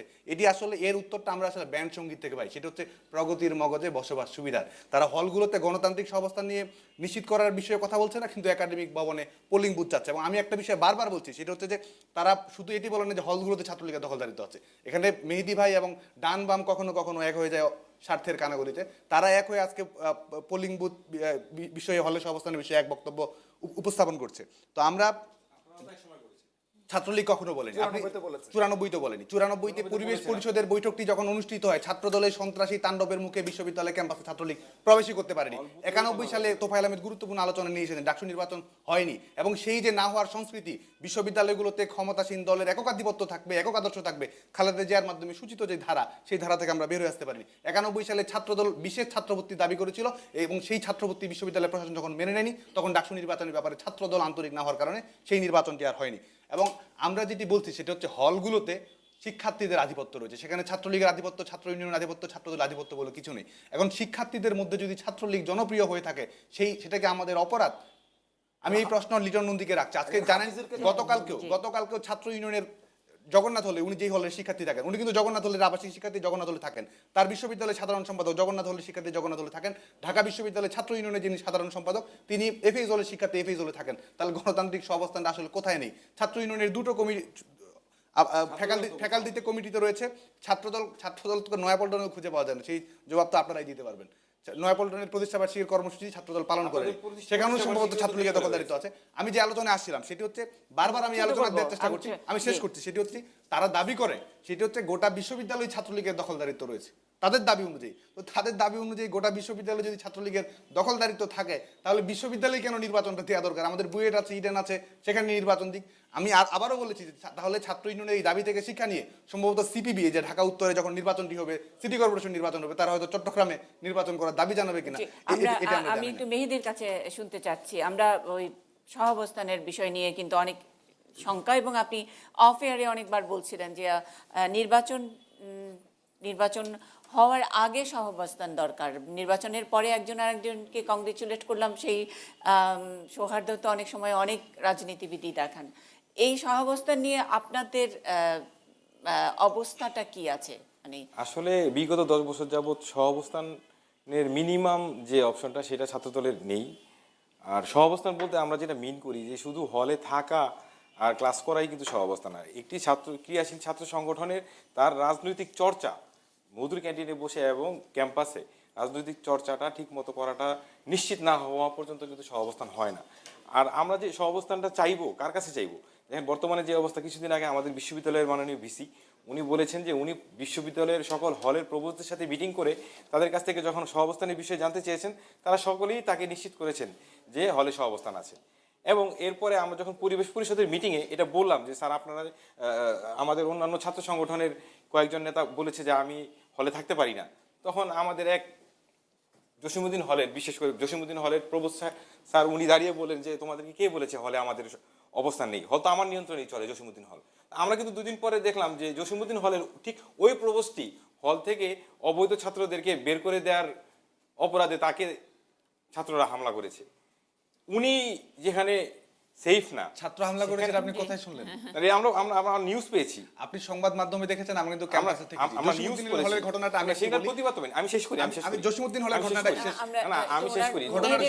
কথা শুনলে আপনি পরে এইরকম ঘটনা যেখানে ঘটে, বিশ্ববিদ্যালয়ের প্রভোস্টটা যদি বলে যে হলে সহাবস্থান আছে, তো উনারা আসলে কোনটাকে সহাবস্থান করছে সেটা আমি আসলে আমার বোধ না। কিন্তু আমি একদম আপনাদের পয়েন্টটা জানতে চাচ্ছি, ছাত্র দলের পয়েন্টটা জানতে চাচ্ছি। আপনারা স্পেসিফিক বলেন যে সহাবস্থানের ব্যাপারে আপনাদের কি কি অবজারভেশন, যেটাতে মনে হচ্ছে একটা ছাত্র সংগঠনের নেতা হিসেবে আপনার মনে হচ্ছে ডাকসু নির্বাচনের আগে যেরকম সহাবস্থান দরকার সেটা নেই। আসলে ডাকসু এতদিন পরে ডাকসু নির্বাচন হওয়ার যে একটা পসিবিলিটি তৈরি হয়েছে, এটা কিন্তু একটা আমাদের বাংলাদেশের জন্য একটি আলোর মুখ হিসেবে সবাই দেখছি আমরা। আমরা ছাত্র দল দীর্ঘদিন যাবৎ কিন্তু ডাকসু নির্বাচনের গুরুত্ব প্রয়োজনীয়তা সম্পর্কে কিন্তু আমরা আলোচনা করে আসি এবং আমরা বিভিন্ন প্রোগ্রামেও কিন্তু করেছি এবং ডাকসু নির্বাচনের গুরুত্বটা আমরা উপলব্ধি করেছি বিধায় কিন্তু আমরা আমাদের দলের প্রধান দেশনেত্রী বেগম খালেদা জিয়াকে বলেছিলাম যে আপনি ডাকসু নির্বাচন দিবেন, পরবর্তীতে বিএনপি ক্ষমতা আসলে আপনি আমাদেরকে সেই কথা দিন। তো ওই প্রেক্ষিতে কিন্তু ভিশন 2030-তে বিএনপি সরকার ক্ষমতায় আসলে পরবর্তীতে সারা বাংলাদেশে শিক্ষা প্রতিষ্ঠানগুলোতে সংসদ নির্বাচন হবে, সেটা কিন্তু দেয়া হয়েছে। তো আসলে আমরা কিন্তু চাই ডাকসু নির্বাচনটা হোক, কিন্তু এই ডাকসু নির্বাচনের যারা নেতৃত্ব তৈরি হবে তাদের গ্রহণযোগ্যতা তখনই হবে যদি ঢাকা বিশ্ববিদ্যালয়ের সকল সাধারণ শিক্ষার্থী এবং সকল ছাত্র সংগঠন যদি তাদেরকে আসলে গ্রহণ করে। তো গ্রহণ কিন্তু তখনই করবে যখন তারা তাদের অধিকারটা পুনঃপ্রতিষ্ঠা পাবে, তাই না? ডাকসু নির্বাচন হয়ে গেল, জোর করে হোক বা যেভাবে হোক, একটা দল নাই কিন্তু তাদেরকে ফুলে মালা আসছে, সেই মালাটা কিন্তু আসলে কেউ মানে ভিশন 2030 আর এখন 2019-এ হচ্ছে এই কারণে নাকি মানে নাই কেন একটা দলের? আমরা চাচ্ছি যে দেখেন এখন পর্যন্ত আমরা বিশ্ববিদ্যালয়ের প্রশাসন আসলে সহাবস্থা নিশ্চিত করবে কে? বিশ্ববিদ্যালয়ের প্রশাসনের কাছ থেকে কিন্তু আমরা এখন পর্যন্ত কোনো আশ্বাস পাইনি। আমরা তাদের সাথে লাস্ট আমি বিশ্ববিদ্যালয়ের প্রক্টরের সাথে কথা বলেছি, উনি আমাকে আরো কিছুদিন সময় চেয়েছেন। অফ দ্য রেকর্ডে দেখা গেছে যে আমরা বিশ্ববিদ্যালয়ের ছাত্রলীগের নেতৃবৃন্দের সাথেও কথা হলে ওনারাও কিন্তু বলছে যে ভাই আমরা আস্তে ধীরে করি, কিন্তু আস্তে ধীরে করতে গেলে আসলে ঢাকা বিশ্ববিদ্যালয়ের ডাকসু নির্বাচন আপনার 11ই মার্চ, আমরা যদি হয়ে যাবে। আমি একদম মানে বিশ্ববিদ্যালয়ের একটা হলো খবরে পড়া আর একটা হলো ভিতরে থাকা না থাকা, আর এটা আমার হয়তো বোকা প্রশ্ন যে প্রশাসনের পারমিশন নিয়ে সবকিছু করতে হয়। আপনি ডিবেট করতে গেলেও কি প্রশাসন সিগন্যাল দিবে? আমি জাস্ট এটা জানার জন্য, আমার এটা বোকা প্রশ্ন। আপনি যেটা বলেছেন আপনার কথা যৌক্তিক, বাট আমি যে কথাটা বলেছি যে আমরা সব সময়ই চাই ডাকসু নির্বাচনটা হোক। এতদিন পরে যেহেতু ডাকসু নির্বাচনের একটি উদ্যোগ নেওয়া হয়েছে, এটা যাতে কোনোভাবে ভুলুণ্ঠিত না হয় আমরা এই জন্য, কারণ আমরা ছাত্র দল যখন যাব আমরা কিন্তু আমাদের পূর্ণ শক্তি দেখাবো, আমাদের সাধারণ ছাত্রছাত্রীর কাছে যেতে চাইবো, তখন কিন্তু ছাত্রলীগ আমাদেরকে বাধা দিবে। সেই পরিস্থিতি দায়ভার কে নেবে? আমরা অবশ্যই চাই না এই ধরনের পরিস্থিতি তৈরি হোক।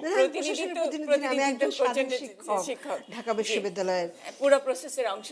হ্যাঁ, পুরো প্রসেসের অংশ, কিন্তু তার মানে এই না যে আবার কিভাবে ছাত্র তোলা হচ্ছে বা হচ্ছে। এটা সত্যি কথা, এটা অস্বীকার করার কোনো উপায় নেই যে আমি আমার ছাত্র অবস্থা থেকে দেখে এসেছি এবং এখন এটা অনেক মারাত্মক রূপ ধারণ করেছে। সেটি হচ্ছে যে সবসময় যখন যে সরকার থাকেন, আমাদের বিশেষ করে দুটি দল, যারা যখন ক্ষমতায় থাকেন কেন যেন তাদের যে রাইভাল যে গ্রুপটা থাকে তারা হলে সেইভাবে আসতে পারেন না। এটা একটা এই বাস্তবতাটা আছে। এখন আমি মনে করি যে কি আছে এবং আমরা কি করতে পারবো সেই জায়গাটায় আমাদের নজর দেওয়া উচিত। যেহেতু এই সংক্ষুব্ধতা আছে, আমি দেখতে পাচ্ছি মেহেদী যেটা বলেছেন যে ওনাদের সংক্ষুব্ধতা আছে, বা বারবার বলা হচ্ছে যে লেভেল প্লেয়িং ফিল্ডটা একরকম নয়। আমার মনে হয় ওনাদের একদম পরিষ্কারভাবে বলা দরকার যে যদি কেউ ছাত্র দলের হয়ে থাকে তারা কি হলে উঠতে পারছেন না। এক্স্যাক্টলি, আমি আসলে দ্বিতীয়ত হ্যাঁ, আমি আরো মনে করি যে দ্বিতীয়ত তারা যদি যেতে চান, তারা যদি লিফলেট বিলি করতে চান, তাহলে কি তাদেরকে সেটা করতে দেওয়া হচ্ছে কিনা, গণতান্ত্রিক চর্চাটা করতে দেওয়া হচ্ছে কিনা। যদি না হয় সেই জায়গাগুলো নিয়ে কিন্তু ওনারা পয়েন্ট বাই পয়েন্ট, আমার মনে হয় ওনারা যদি কর্তৃপক্ষের কাছে উপস্থিত করেন, আমার মনে হয় সেই জায়গাগুলো এখন বেশি দরকার, কারণ আমাদের সময় খুব কম। নির্দিষ্টভাবে হ্যাঁ, এই যে আস্থার সংকট তৈরি হয়েছে, আমি মনে করি যে জিনিসটা সেটা হচ্ছে এত বছর পরে যেহেতু ডাকসু ইলেকশনটা হচ্ছে, এটা কোনোভাবেই বিতর্কিত না হোক।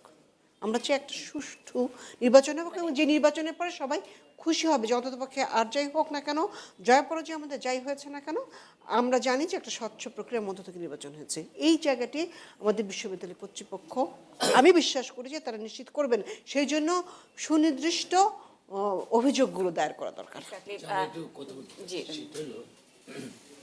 এই নির্বাচনে যত কথা বলা হোক, একটা সরকার ক্ষমতাসীন দল, তারও দায়িত্ব আছে আইন শৃঙ্খলা রক্ষা করা। দ্বিতীয়ত হলো ঢাকা বিশ্ববিদ্যালয় কর্তৃপক্ষ। এটা কিন্তু অ্যানালগের যুগ না, এখন ডিজিটালের যুগ। একটা নির্বাচনকে কেন্দ্র করে কেউ কলুষিত হবে, সমালোচিত হবে, এটা কেউর কাম্য হবে না, এটা কেউ চাইব না। সুতরাং নির্বাচন যে অবাধ নিরপেক্ষ হবে এই ব্যাপারে আমি কোনো সংশয় প্রকাশ করি না, কারণ অনেকগুলো পথ আছে। নির্বাচন যখন ঠিকমতো হলো না, ছাত্র সংঘ এমন আছে তারা চলে যাবে এবং এটা দেখতে কিন্তু ভালো দেখে না। হ্যাঁ, আমরা ক্ষমতাশীল এসে আমরা তো জিততে পারি, আমরা একটা জোর জবরদস্তি করি, সেটা আমার দৃঢ় বিশ্বাস। এটা সাদ্দাম এখানে জনপ্রিয় ছাত্রনেতা ছাত্রলীগের বিশ্ববিদ্যালয় শাখার। আমি বললাম না আমি 23, 24, 26 না 23, 25, 26 3 দিন আমি ঢাকা বিশ্ববিদ্যালয়ে গিয়েছি। গিয়ে আমার কাছে পরিবেশটা ভালো লেগেছে। আমি সেই মধুর ক্যান্টিনে গিয়ে চা খেয়েছি এবং সেখানে ছাত্রদের আমি দেখেছি, ছাত্র ইউনিয়নের ছেলেরা আমার পরিচিত হয়েছে। সেটা ভালো পরিবেশ বিরাজ করছে। এখন সকলেরই উচিত হবে এই পরিবেশটাকে রক্ষা করা এবং এই নির্বাচনটা যাতে কোনো প্রশ্নবোধক না হয় সেই জন্য আমি মনে করি বিশ্ববিদ্যালয়ের যথাযথ দায়িত্ব হলো একটা কলুষ মুক্ত ডাকসু নির্বাচন জাতিকে উপহার দেওয়া এবং এর বিকল্প কিছু আছে বলে আমি মনে করি। এবং এই ব্যাপারে ছাত্র সংগঠনগুলিরই খুব সমর্মিতা নিয়ে একে অপরের প্রতি ভ্রাতৃপ্রতিম সুসম্পর্ক স্থাপন করে নির্বাচনটা করা উচিত হবে। কারণ একটা ডাকসু ইলেকশন হলেই, একটা ডাকসু হয়ে গেলেই কিন্তু বিশ্ববিদ্যালয়ের পরিস্থিতি কিন্তু ভিন্ন রকম হবে।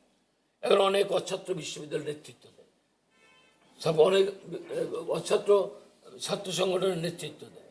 এই যে সাদ্দাম যেটা বলেছে ছাত্রলীগের উপরে অনেক সময় অভিযোগ আসে, এমনও দেখা যায় যে ছাত্রলীগের পরিচয় দিয়ে সে ছাত্রলীগ না।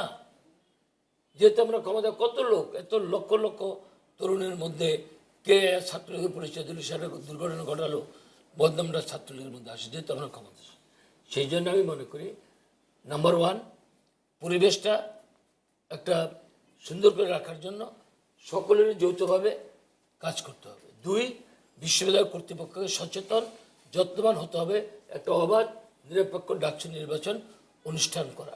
এবং 3 হলো সেই নির্বাচনটা যাতে ঐতিহাসিক হয়, মানুষ যাতে বুঝতে পারে যে হ্যাঁ কে হারলো সেটা বড় কথা না, অবাধ নিরপেক্ষ গঠনমূলক একটা নির্বাচন অনুষ্ঠিত হয়েছে। সেই লক্ষ্যকে সামনে আমি সবাইকে বলবো, আমি অনেক পুরানো, আমার অনেক বয়স হয়েছে, সুতরাং আমার অভিজ্ঞতার বেশি বলবো যে আবার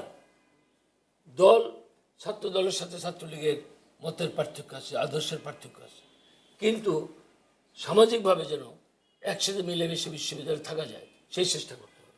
এই পরিবেশটা যদি আসে তাহলে জাতির জন্য এটা একটা সুন্দর ঐতিহাসিক ঘটনা হবে বলে আমি মনে করি। শফিক ভাই একটু বোধহয় যোগ করবেন, অনেকগুলো পয়েন্ট নিয়ে বসে আছেন। যে সাদ্দামের কথা ধরে বলি, যে সাদ্দাম বলছে যে অতীতের সকল ডাকসু নির্বাচন হলকেন্দ্রিক হয়েছে। আমরা হলকেন্দ্রিক নির্বাচনে ভোট দিতে অভ্যস্ত হয়ে উঠেছিলাম। আজকে যখন বিশ্ববিদ্যালয় ক্যাম্পাসের ছাত্রলীগ ছাড়া অপর সংগঠনগুলো যখন ওই রেওয়াজ ভাঙার কথা বলছে, তখন বুঝতে হবে কোনো না কোনো কারণ তৈরি হয়েছে। এক মিনিট আস্থার জায়গায়, আপনি বলার সুযোগ পাবেন স্যার। আস্থার জায়গায় ওনাকে শেষ করতে দিন। ঘাটতি তৈরি হয়েছে বলেই, বিশ্বাসের জায়গা নষ্ট হয়েছে বলেই, সাহসের জায়গা ভুলণ্ঠিত হয়েছে বলেই আজকে এই দাবি তুলতে হয়েছে। অবশ্যই আমি ইকবাল হলের, আমি জহুরুল হলের ছাত্র, আমি যদি আমার হলে ভোট দিতে পারি অবশ্যই সেটা আমি আমার চেয়ে বেশি খুশি আর কেউ হওয়ার কথা নয়। কিন্তু আমি কমার্স ফ্যাকাল্টির ছাত্র, আমাকে যদি কমার্স ফ্যাকাল্টিতে গিয়ে ভোট দিতে হয় সেটা আমার জন্য আসলে ভালো লাগবে না। এটি বিতর্ক করার কোনো বিষয় নয়। যদি আপনি প্রমাণ করতে পারেন ছাত্রলীগ মানে ক্ষমতাসীন দলের মানে আদর্শের ধারাবাহিকতায় ছাত্র সংগঠন যদি প্রমাণ করেন 11ই মার্চের আগে যে হ্যাঁ ছাত্র মানে হল সংসদের ভোট হল সংসদে হওয়ার কোনো তৈরি হয় নাই, যদি তৈরি করতে পারেন কোনো সমস্যা হবে না। আমার তো মনে হয় না যে এটা সিদ্ধান্তের থেকে মানে সরে যাবে না। 2 নাম্বার হচ্ছে যে অভ্যন্তরীণ কোন্দল, এটি কিন্তু চরম। কখনো নেতায় নেতায় দ্বন্দ্ব, কখন আঞ্চলিকতায় দ্বন্দ্ব, কখন কোন নেতার নেতৃত্বে আমি কোন নেতার অনুসারী সেই দ্বন্দ্ব। 3 কারণের দ্বন্দ্বে কিন্তু নানা ধরনের প্রেক্ষাপট তৈরি হয়। ফলে আমি এখনও সন্দিহান যে 11ই মার্চের নির্বাচনটি আসলে হবে কিনা। আমি স্যারের সঙ্গে একমত, যে কোনো কিছুর বিনিময়ে হোক 28 বছর পর যে সন্তান জন্ম নিতে যাচ্ছে তাকে সুন্দরভাবে সুন্দর পরিবেশে তাকে জন্ম নিতে দেয়া হোক। ডাকসু পাক ভিপিজিএস, দেশবাসী পাক নতুন নেতৃত্ব, এটি আমার প্রত্যাশা। সাদ্দাম যোগ করতে চাইছিলেন। প্রথম কথা হচ্ছে ছাত্রলীগ ছাড়া কেউ চায় না ছাত্র ডাকসু নির্বাচনগুলো হল সংসদে হোক, এটি একটি ভুল তথ্য।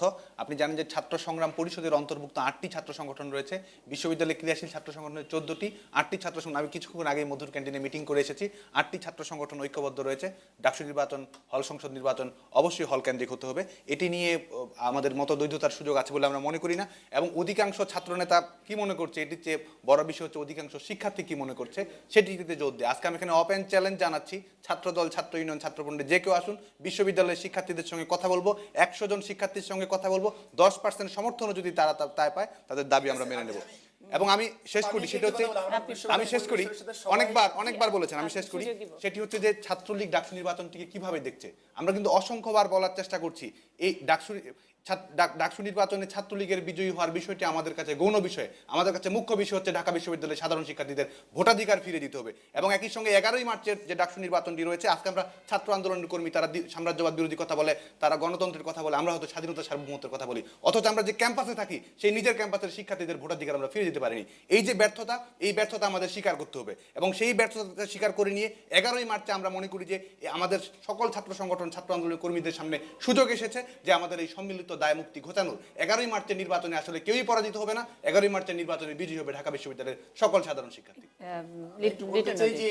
এটা পরিবেশ পরিষদের সবাই আমরা আহ্বান জানিয়েছিলাম, ঠিক আছে, সাদ্দাম যেভাবে বলে আমরা চ্যালেঞ্জ করতে চাই, গণভোট হোক ঢাকা বিশ্ববিদ্যালয়ে, গণভোটে যদি মানে গণভোটে যে এরাই পাশ হবে, শেষ করি যে একাডেমিক ভবনে নাকি হলগুলোতে, এটা যদি গণভোট আহ্বান হোক, ছাত্রলীগের পক্ষ থেকে বলুক, আমিও যাবো তার সঙ্গে, ঢাকা বিশ্ববিদ্যালয় প্রশাসনকে বলি আপনারা একদিন রেফারেন্ডাম দিয়ে গণভোট আয়োজন করেন। মানে আমার শুধু হলো যে নির্বাচনের আগেই এটা আসলে হল কেন্দ্রিক হবে কিনা, না অন্য জায়গায় প্রশাসনিক হবে, এই ধরনের আমি বলছি যে নির্বাচনটাকে কি আমরা একটু প্রশ্নবোধক করে ফেলছি, মানে করছি কিনা 28 বছর ধরে, যেখানে নির্বাচনটি হয়নি। আমি আমার প্রশ্ন, মানে আমার এটা আমার বক্তব্য অনুযায়ী ছাত্র ইউনিয়নের মরা গাঙ্গে জোয়ার না আসা পর্যন্ত বিশ্ববিদ্যালয়ের সহ অবস্থান থাকবে। জি জি, আমি খুব চমৎকার কথা বলেছি। ছাত্র ইউনিয়নের কয়টি কমিটি রয়েছে হলগুলোতে? আচ্ছা আপনি বলেন, তাহলে বুঝবো যে সহ অবস্থানের শর্ত আছে। ঠিক আছে, মানে আমার কথা হচ্ছে ছাত্র ইউনিয়নের কয়টি কমিটি রয়েছে, সাদ্দাম যেটি বললেন আর কি, এখন থেকে 1 মাস আগে অনিন্দ নামে একটি ছেলে, ফার্স্ট ইয়ারের পরে জগন্নাথ হলে একটা ছেলে অনিন্দ করে ছাত্রলীগ করতো, সেকেন্ড ইয়ারে সে ছাত্র ইউনিয়ন করতে চেয়েছে, তাকে তার কর্মীরা মেরেছে। এটা সত্য কিনা সেটা জগন্নাথ হলের প্রফেসর স্যারকে ফোন দেন, আপনি বুঝতে পারবেন। এখানে বক্তব্যটা হচ্ছে যে আমাদের গণতান্ত্রিক মূল্যবোধ, মানে অনিন্দুর বাইরে কি আপনাদের আর কোনো পজিটিভ উদাহরণ আছে কিনা, মানে অনিন্দুর ঘটনার বাইরে? মানে অসংখ্য উদাহরণ দিলাম, অসংখ্য এহসানের উদাহরণ দিলাম, হাফিজের উদাহরণ দিলাম, অসংখ্য উদাহরণ দিলাম। আমি শেষ করি। এখন যে ঝামেলাটা হচ্ছে এখানে, যেটি সাদ্দাম প্রথম উল্লেখ করেছে যে দুটি এক হয়েছে, এটি হচ্ছে বাংলাদেশের চরিত্র দাঁড়িয়ে গেছে। যে আপনি যখন সত্য কোনো কথা বলবেন, ওই যে একটি উদাহরণ দিতে চাই, যখন হচ্ছে ফুলবাড়ি দিনাজপুরে কয়লা উত্তোলনের ঝামেলা হচ্ছিল, তৎকালীন সময় বিরোধী দলের নেত্রী বর্তমান প্রধানমন্ত্রী তিনি যে বলেছিলেন আমাদের সময় আসলে কোনো রকমের পরিবেশ বিরোধী কিছু হবে না। আবার যখন এই সময় হলো, তখন হচ্ছে আবার বর্তমান বিরোধী দলের না, যদিও মানে খালেদা জিয়া তখন বলেছিলেন যে বিরোধী দল থাকা অবস্থায় যে আমাদের সময় আসলে রামপাল বিদ্যুৎ কেন্দ্র বন্ধ করা হবে। এই ধরনের আমরা তো বলি আর কি, যখন আপনি ন্যায়ের পক্ষে কথা বলবেন তখন আপনাকে কর্নার করা হবে।